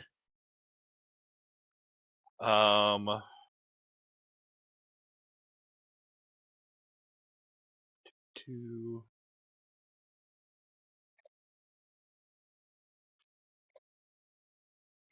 take. I think Dawson is out there with a couple of like apprentice rune crafters, and we're helping with like laying the foundation and evening out the site. Like we're stone singing and sort of like Oh, nice. moving the rock out and solidifying the foundation and like filling in some cracks and faults underneath it and getting everything like set strong for the whole thing to go up quickly on top of it. Perfect. Go ahead and roll.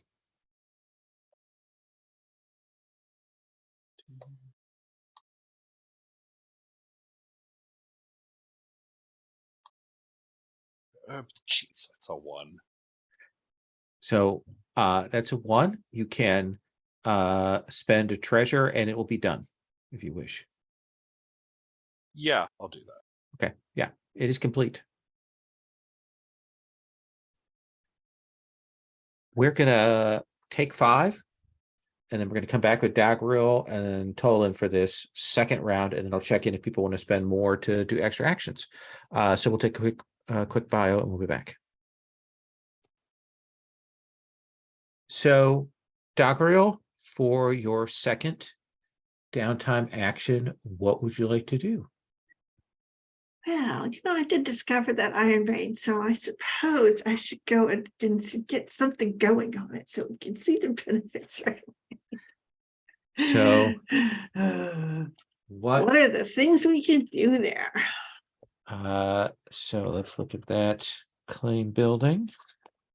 Waggle your eyebrows when it's the thing you want, doesn't So I was looking at it. I think the cool thing, the sort of cool things on it are the guild hall, where someone could recruit a new guild at the end of that, or the thing that will take our playbook items and raise their tier. Okay. And raising the tier means it does what? Can deal with higher tier stuff without taking penalties. Okay. Or can deal with lower tier stuff with bonuses. So let's look at that. We'll go to those iron ones. Iron Guild Hall and Iron Toolsmith. And there is the Iron Works, which is the one that lets us sell our iron at tier rather than tier -1. Right. Yes, and there is an argument for that since we are at the beginning of things. Getting an actual sellable trade building up and going. It does sound good. Then I would be associated with wealth. Yes, So do you want another guild? Do you want everybody to have higher quality playbook items? Do you want everybody to have higher quality weapons or armor? Or do you want to have iron trade goods?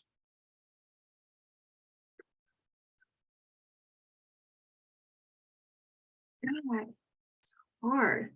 The trade goods are really appealing in that sense that it gives us, how do you say, a place in the local economy rather than just being, what do you say, buyers. We can be sellers as well. That probably is important. So maybe that, if that, you think that's okay, we can build another awesome thing too. How many? There's so much more mountain. There's a lot of mountain, and there's also a second building on that thing too. So that is a 5-tick clock. Log. Okay. For building that building. Okay. What are you using to work with that building project there? Study, I think.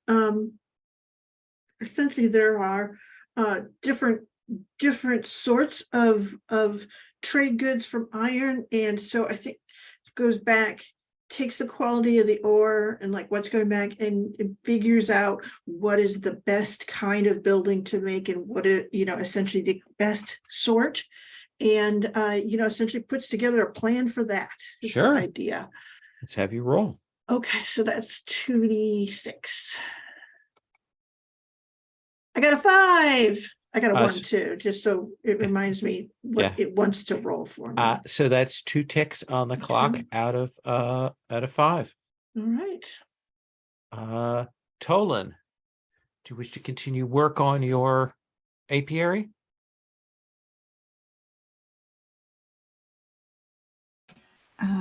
Let's see, how many ticks did we have left on that building that was just rolled for that I just 3. didn't hear? 3, and we need 2 more. So, sorry, no, I mean, you have 2 ticks, there's 3 left. Oh, okay. So Okay. a 6 would do it. Unlikely to get that, but why not? Let's give it a shot. Okay. What are you using to do that?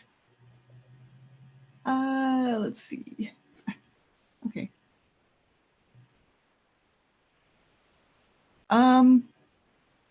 I think this is dig. I'm constructing underground. So Okay. I'm doing masonry here. So that gives me 1 die.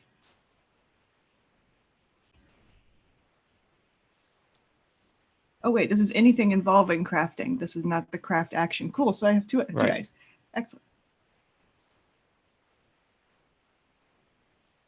4. Okay. Not quite there. So that's 2 more ticks. So right now you've got 4 out of 5. Another action will most definitively do it. Or a treasure would do it too. Or a wouldn't it? treasure would do it as well if you want to spend a treasure. This point, where are we at on treasure? We've got 4. And that would give us each an action if we don't spend any. That is correct. I suggest we all get another action. Though, But someone has to take an action for a single point. for that significant one, yeah. So it's spend a treasure and get it right now, or take another action to finish it off. Yeah, same It's- difference here. Yeah, same difference. It's whether you get to talk about the next go around or not. So Well, let's come back then to Grunheld. I'd like to take another action. Okay. And what would you like to do for your other action? I'm wanting to start a project. Okay. I mentioned it last time, and I think we see Grunheld in her place. She's got the hearth going, and I think she's set up where it's a full stove / hearth. And she's puttering about in her little house robe, thick house robe. And we see scuttling around at her feet is her little cave drake, which she keeps around, calls him Fidget. And as she's puttering about, she goes, yes. I know you're going to be a very proud father. And we move over and we see that there is this set of eggs, little, a clutch of lizard eggs near the hearth. And as she reaches down and sort of pours herself some tea, she looks over to the side, and you see one of the chests she brought is open, and inside there's this kind of metal where the interior is actually metalled, and you can see that there are also several more clutches set up in there.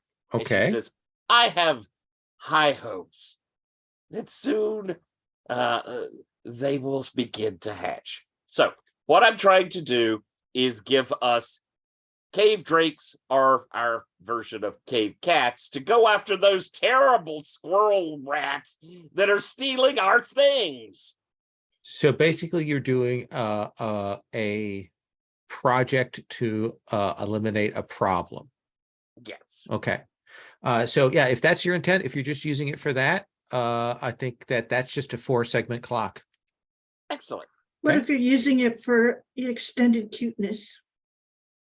I would like for them to be cute. I think they are adorable without anything else having to happen there. Okay. Wonderful. All right. I think this is, we talked about that traps were used back in our old home. This is the old-fashioned way, using nature and the mountain. So I think host is what I'm rolling with. Okay. So 3 dice. Rolling. I got a 5. Okay. So that's 2 ticks. That brings us back to Dawson. Dawson, you have the opportunity to spend a treasure to get another action.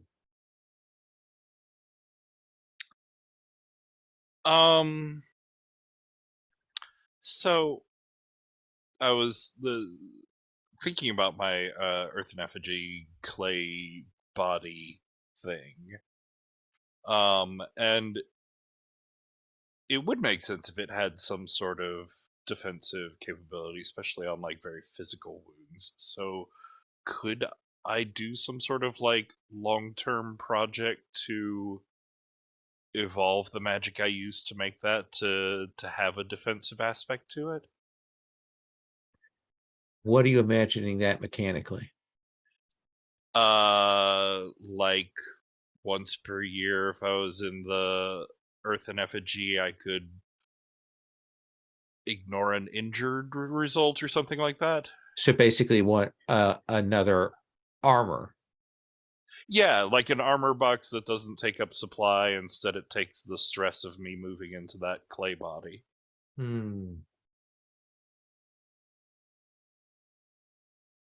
That's interesting because supply is very much one of the like real tight ropes, like binding lines for the game. Maybe a 1 box instead of a 2 box armor, since all armor is 2 boxes normally. Well, no, the first level of armor is just 1 box. Is it? There's heavy armor, which is 2 boxes, right? Yeah. Chainmail. There's a wooden shield or leather armor that's just 1 box. What is the difference? What does the heavy armor do? These are questions. Supplies? Yeah, I'm trying to find it. It doesn't describe them in the item list.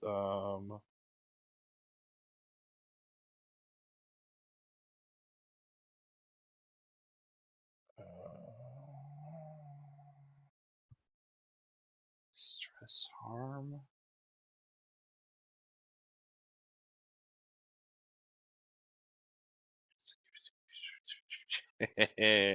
Harder to find than you'd think. It's not listed in supplies or in stress harm. So basically, what it's saying is you can have leather armor. Yeah, because I think they're both. I think you. The first box costs you 1 supply, right. and the second box of armor costs you 2 more. So right? this allows you to have 2 armor because they're described differently. no, that's all of the armors I'm seeing on anyone's playbook are linked. So if they're linked, it means, as it says above, linked boxes must be marked all together. A wooden shield or leather armor. Shield or leather armor is just 1 box. On your playbook? Yeah, a wooden shield or leather armor is 1, and chainmail is 2. For cost. Based off of what I'm looking at on the playbooks, those are all linked. which means they're supposed to cost 2. Yes. I don't know if that's right though. Oh. I mean, it makes the point to say link boxes must be marked together. And they're the only thing that's linked on I know. Playbook. I'm just trying to remember which of the files is the newest. Ah. Because the book, the playbooks, and the character keeper are all different versions. Yeah.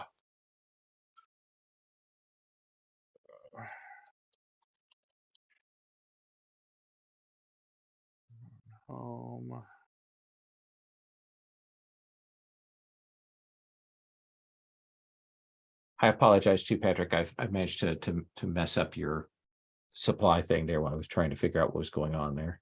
Oh, that's all right. Let's see. The playbooks are from 610. The base book is from 713. The character keeper, I don't remember when it's from.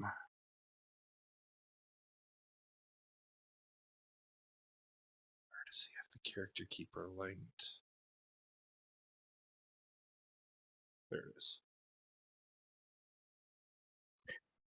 So May 10th. May. Okay, May. so the base book is the latest. Okay, and what does the printing. base book say about that equipment? Says wooden shield or leather armor 1 supply, chainmail 2 supply. Here is the way I'm going to read that. The chainmail is 2 supply. It provides 2 armor boxes. The wooden shield is 1 supply. It provides 1 armor box. Okay. Okay. So what I would say is you can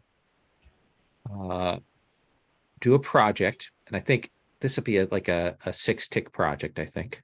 Okay. And what it'll allow you to do is it'll allow you, when you take that, essentially that wooden shield leather armor pick, instead of providing 1 box, it will provide 2. Oh, interesting. So But it does, cost 1? it does require, like, you have to spend a supply, but you're going to get the benefit of heavy armor for that. Does that seem like a fair way to handle that? Yeah, that's interesting. Yeah.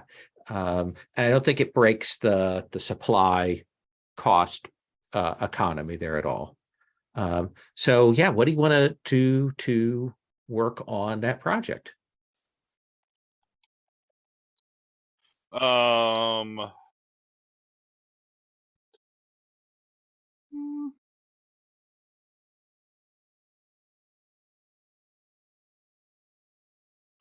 interesting. Maybe instead of even just like evolving the runic work, I could do it through crafting and just like make a superior quality body rather than the sort of generic one I've been building. I think that's a great idea. It's the same rating. I just I'm trying to find reasons to not roll stone speak every single time. Oh no, I think that seems right to me. Yeah. Cool. I got a 6. So you will get 3 ticks. You'll be halfway done with that. Nice. And another treasure is spent, which means that we have 2 treasure left. Dagriel, we return to you.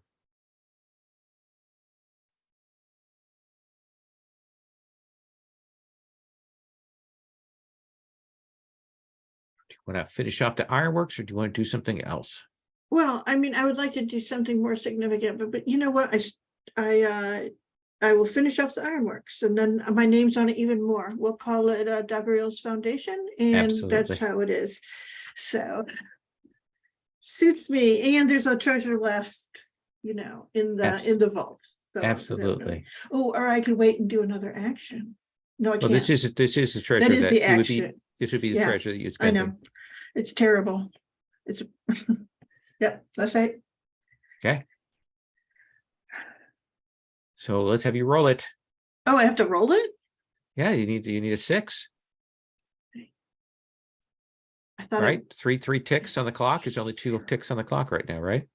Oh, no, I'm sorry. I apologize. There's only Tolan, one left. I Yeah. apologize. I completely spaced that. So Yeah. yeah. Someone, in order to finish it, you have to do one of those, like, I spend one and I get nothing from it. You know, I don't get an action. I don't really need to take the action. I just walk over with the treasure and put it in Right. there because You fit Oh my the goodness. capstone on the yeah, building there. exactly. It is beautiful. And it has my name on it. So Absolutely. So we have the ironworks set up there. That brings us back to Tolan. Do you want to spend gold and work on your apiary?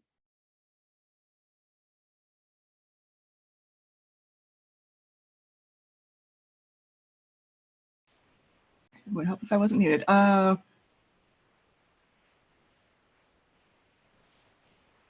Yeah, sure. Okay. That. You will spend the last of the gold from the vaults to do this. What do you want to same roll? Yeah, I think this is craft. Okay.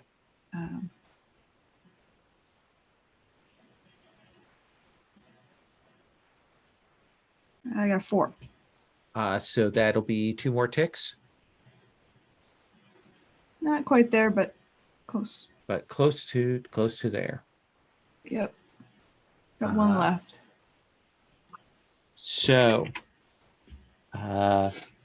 that is the settlement phase. We now move into the end of the year. Sherry, would you like, since you finished it, do you want to dedicate our foundry? There's no reason not to dedicate it. Really? Don't you like get something from it? Or do you dedicate it I think the immediately? dedicating gives us the something. Oh, okay. No, the No. ironworks just does. It's not one that's dedicated. It just cool. changes how your iron is sold. But Oh, we okay. could, so since it doesn't require dedication, we could dedicate it, and that's just a formality.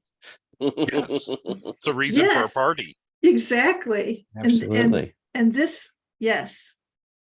I need to be Ah, celebrated. yeah. So you will get a trade good. We'll talk about that next time when we look at that. Okay. But let's do this. So we'll okay.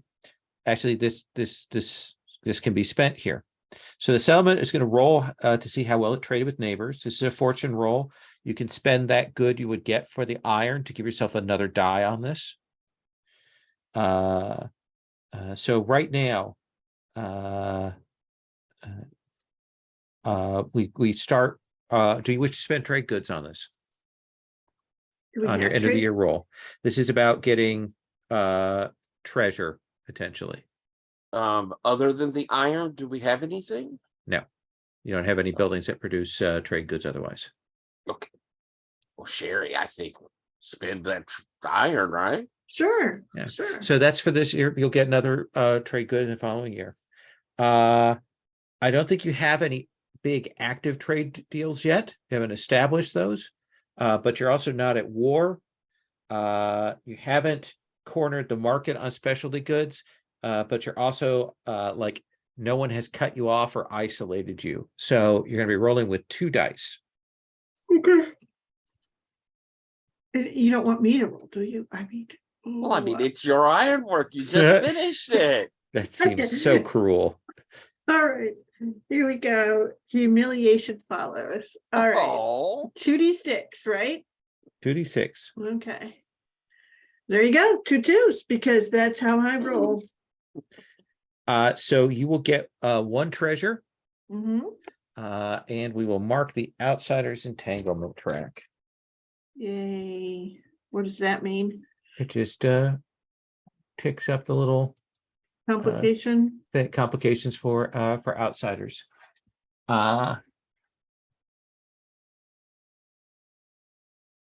Review each founder's actions for the year by asking the following questions. Founders will earn 1 XP in a track of their choice if they can answer yes, and 2 XP if there are multiple examples.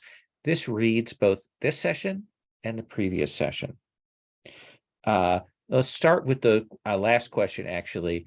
Tolan, Dazin, and Dagra will all mark 1 XP for their description of playing with their weariness. Okay. Grunheld, did you perform your playbook specific XP trigger? Checking right now. Did I address challenge with shared history or ceremony? I don't know if I particularly did in our challenge. Well, if it wasn't the expedition, I think I did. Well, I did with the Tengu. Yeah. Yeah, I think at least once. So we'll give you an XP for that. And you can put that wherever you want. Did you express your beliefs, pursue your drives, or honor your clan legacy or your background? I do think so, because my beliefs were better. We were better in the past, and reclaiming our past will make us stronger in the future. I believe going on that exploration dive was that. Yeah, I feel like you did that enough that we're going to give you 2 XP for that one. Ooh, cool, thank you. And you did share a non-expedition phase scene with another founder. You did that last time, so mark another XP for that. Woohoo! Uh, Builds my insight. Dawson, did you perform your playbook specific XP trigger? I addressed a problem with runes, ritual, or the spirit of the earth. With runes, definitely. I didn't make it better, but I addressed it with runes. You did that. You did that last time, and you did that this time. So I'm going to give you 2 XP for that. Oh, cool. Did you express your beliefs, pursue your drives, or honor your clan legacy or your background?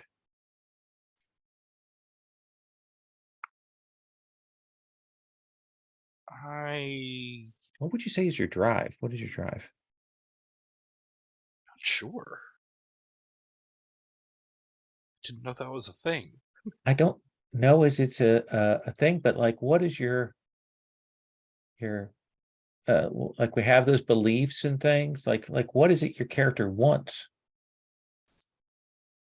To think about that. Yeah, I'll think about that. I think we at least express your beliefs, I think we can mark an XP for that, don't you? Sure. Did you share an on-expedition phase with another founder? Yes, you did. So that's another XP. Did I? Last time, yeah. We did. Everybody got to call scenes last time. Yeah. I did have some with Grunheld. Dagriel, did you perform your playbook specific XP trigger? Get additional XP as a keeper when you unearth a secret or leverage your supply case to help another. I think I did both of those. Yeah, both last time in sessions. this. Yeah. That's 2 XP. All right. Did you express your beliefs, pursue your drives, or honor your clan legacy or your background? I think my belief is knowledge is the true dwarven treasure. And I do think that I went digging for more information and that sort of thing on both of those. Yeah, do that last time, and then this time you were hot to get your name on the Dwarven Caverns, so that's 2 XP for that. Okay. And you did share a non-expedition phase scene with another founder. Okay. So that's another XP. All right. Tolan, did you perform your playbook specific XP trigger? Address a challenge with invention or tools. Yeah. Yeah, trying to remember if I did last time. I think I'm going to count the weird use of the mountain, like that inspired thing for that. So I'm going to give you 2 XP for that. Did you express your beliefs, pursue your drives, or honor your clan legacy or your background? I think my background. I was a farmer, and I've suddenly taken up beekeeping. Yeah. And I think we got a little bit of that last time. I'm actually going to give you 2 for that one as well. Feels like. Did you share a non-expedition phase scene with another founder? Yes. Yes. Okay.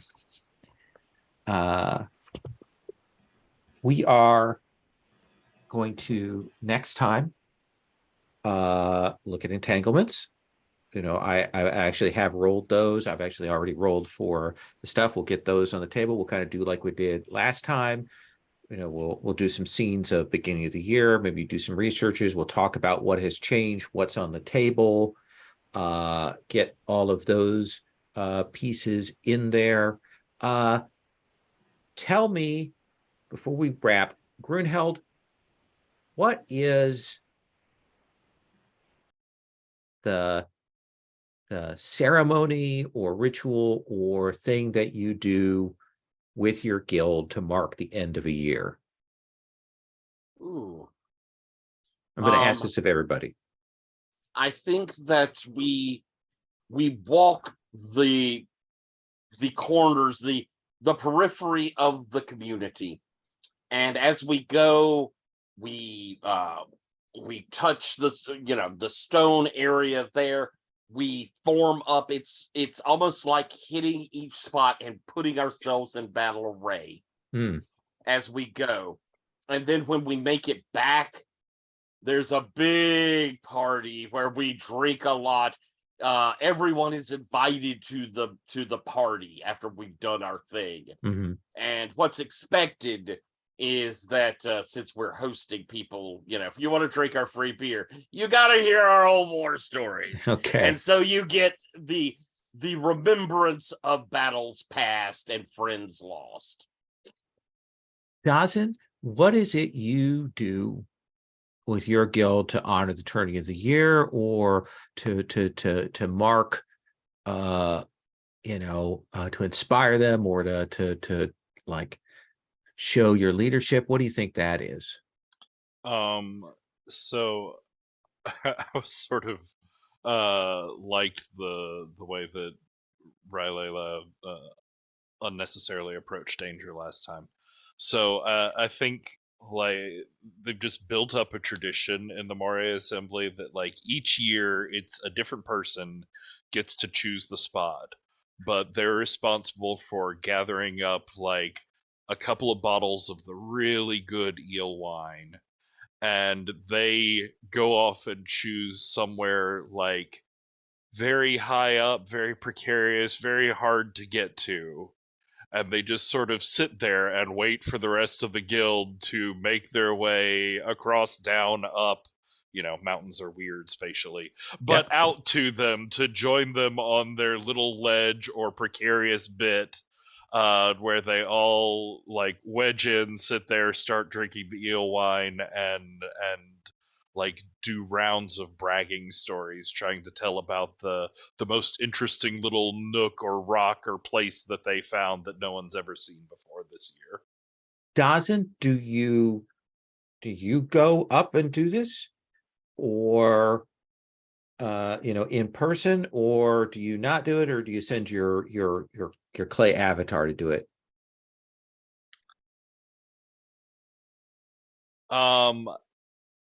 I think for this first one, sort of getting into the start of it, we see like it takes more than even Rylela like normally having to come by and just be endlessly optimistic and upbeat until Dawson gives in. I think this year it takes the combination of Snamrat coming in and just being like needling, making fun of like, oh, so your old bones are too tired to make it across. You can't do this tradition anymore. I see. It's fine.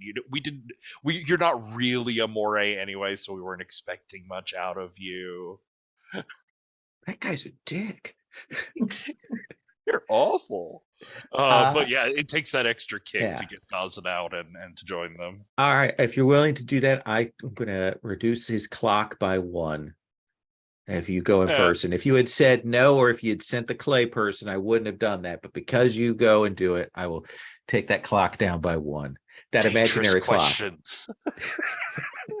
This unknown clock that I still have never heard anything. I don't think this is true. No mutiny. Dagril, what is it that the scholars do to mark the year turn? First thing that we do is we go to everyone else's celebration and drink as much as we can. Okay, so this is like a full day of drunkenness, and then in the evening we go back to the archives. Everyone has ante up.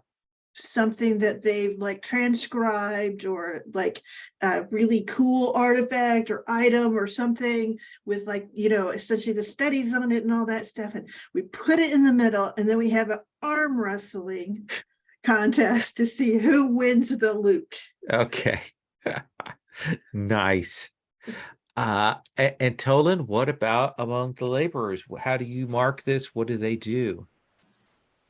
They have a big bonfire, and anyone who works on the farm and with something that is capable of fermenting brings whatever stuff they've made. And some people bring actual food too. That is, but mostly it's homemade booze.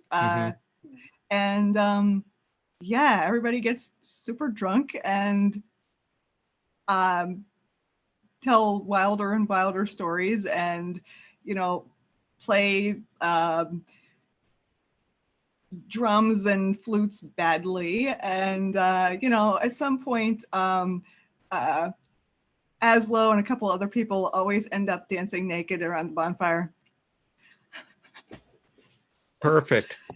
I've always pictured the dwarven ale, but now I'm picturing dwarven hooch, what that's like. So that's great. And that will end our year. I think we echo the seasons that we have here. So I imagine that it's as the first blankets of snow start to fall on the mountains there, that we see that turning of the year.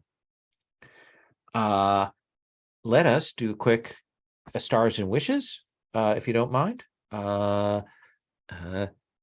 Grunheld, Tyler. Oh, I'm on hot seat. Stars. This was phenomenal. We're learning this system. I like this system. But the adventure itself was fun. It was highly scary. I was thinking, oh shit, we're all gonna die. Which was cool. I mean, it was a cool fight. And I kind of liked seeing the things we brought in. I loved seeing the settlement start to develop. I think that's really cool. Highlighting one, I will say, I thought that Tolan's defense there at the end and then pulling out and doing the big fire thing was, it was kind of pulling our bacon out of the flames in its own way there. So I'll give a big star that direction. Oh, wishes? Yeah, anything wishes? I just want this to keep going. Yeah, it's so cool. I think we're getting a little more mastery of things. So I think we're getting that was something you wanted. And I think we fixed a couple of rules. We looked some things up, but I think we kind of have those better in hand. I suppose seeing how these entanglements work might be a wish, just because it's something building. I'm eager to kind of see what happens, even though they're terrible. I know. Yeah. All right. Patrick. Yeah, I really enjoyed the expedition. Even though it went sort of sideways in the middle, it was interesting and exciting, and big bat monsters were scary, and I really liked the treasure at the end of it. I thought that was a really cool prize. And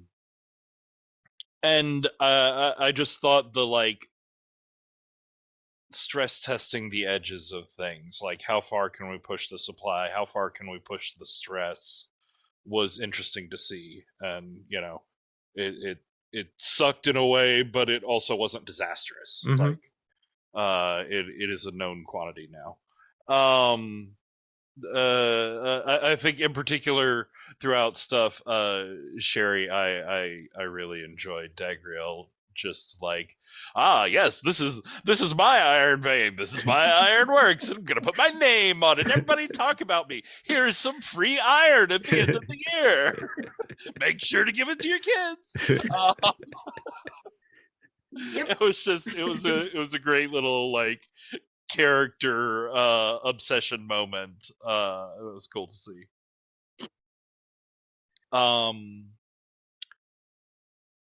Wishes. Just a mechanical thing that occurred to me. Because this game has flashbacks like other Forge games, Mhm. and for this year, but maybe for like future years where we're thinking of doing 2 expeditions, if the first expedition goes sort of sideways and we end up spending a lot of stress like we did in this one, we can take flashbacks to like relieve stress before we go on the second expedition. Have some treasure there so that we could flash back to an extra downtime action and relieve some stress to go into the second one. That may have been a wiser way to approach this. So, but downtime doesn't happen until the end, right? We established that. But you'd be doing a flashback to the previous downtime For session. the previous year? Yeah.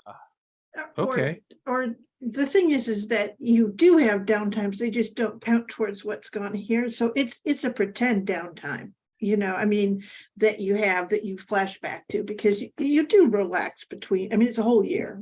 Okay. Let me But yeah, look at that and it's- see it how. specifically calls out like this might include an action roll to resolve uncertainty, or paying treasure for an additional downtime action, simple conversations with other characters, blah blah blah. Okay.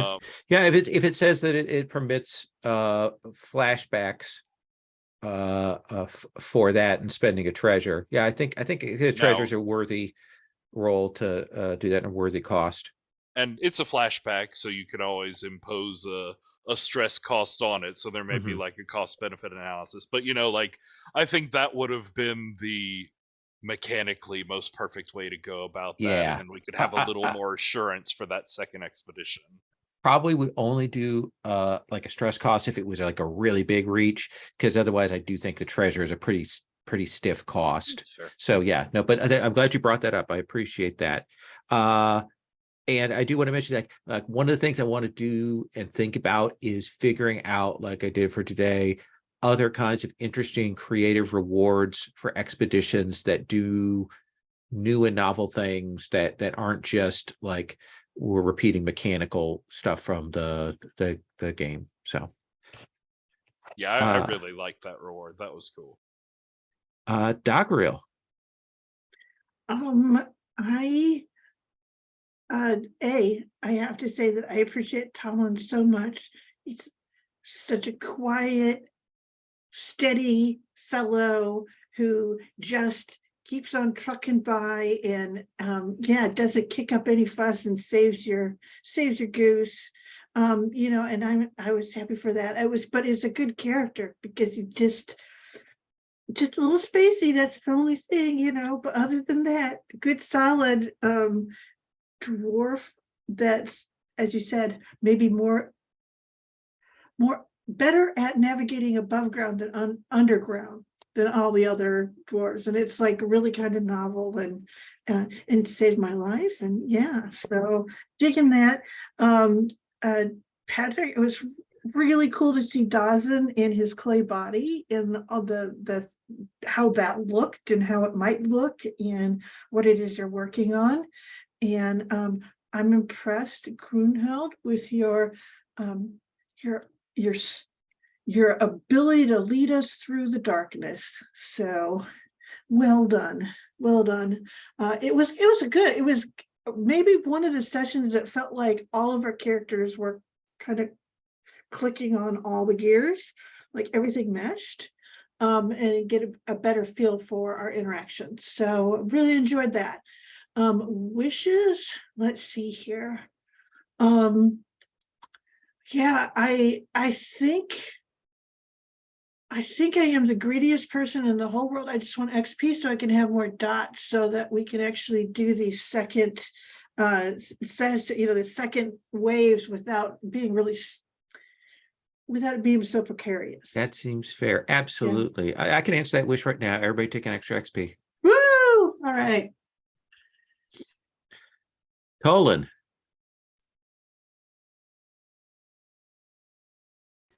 Yeah, I mean, so yeah, stars for that reward. That was a really cool, an interesting way to do that. And also, yeah, someone already said it, but I have to second it. Stars to Sherry for just doubling down on the.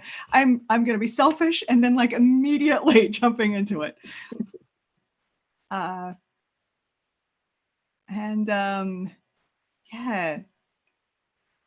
Also stars for the cave drakes. Yeah. Very cute. Wishes. I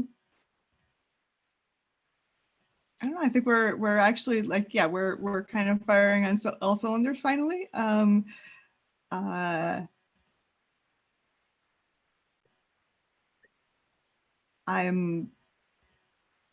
I'm also interested in seeing what like all the other factions around us are up to, and you know what, you know, obviously that's going to cause problems for us because that's how that works.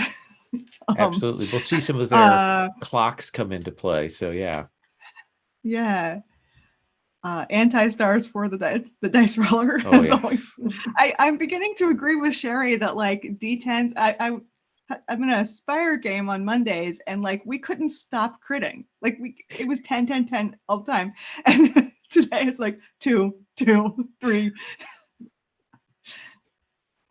D10's better than D6s, yes. Yes. Yeah. Superior in This- every way. I was talking with Sherry about how easy it would be to swap D10s in for D6s in Forge in the Dark game. It would increase the full success range because you'd have to do it 9, 10 is full, 6, 7, and 8 are partial, and then 1 to 5 is miss. Yeah, you have the same fail rate, but you have a Same fail rate, but it would definitely increase slightly the better chance of the full success. So that is wild. I want to say I really enjoyed that we got, and I appreciate Patrick advocating and standing up for this, that we had one expedition outside and one expedition inside. Like I like that. That felt like a good change balance that we got to see both halves of the life. And I think that's worth remembering how strong that was as we go in our choosing expeditions going forward. Like getting that balance is good. All right, I'm going to stop the recording.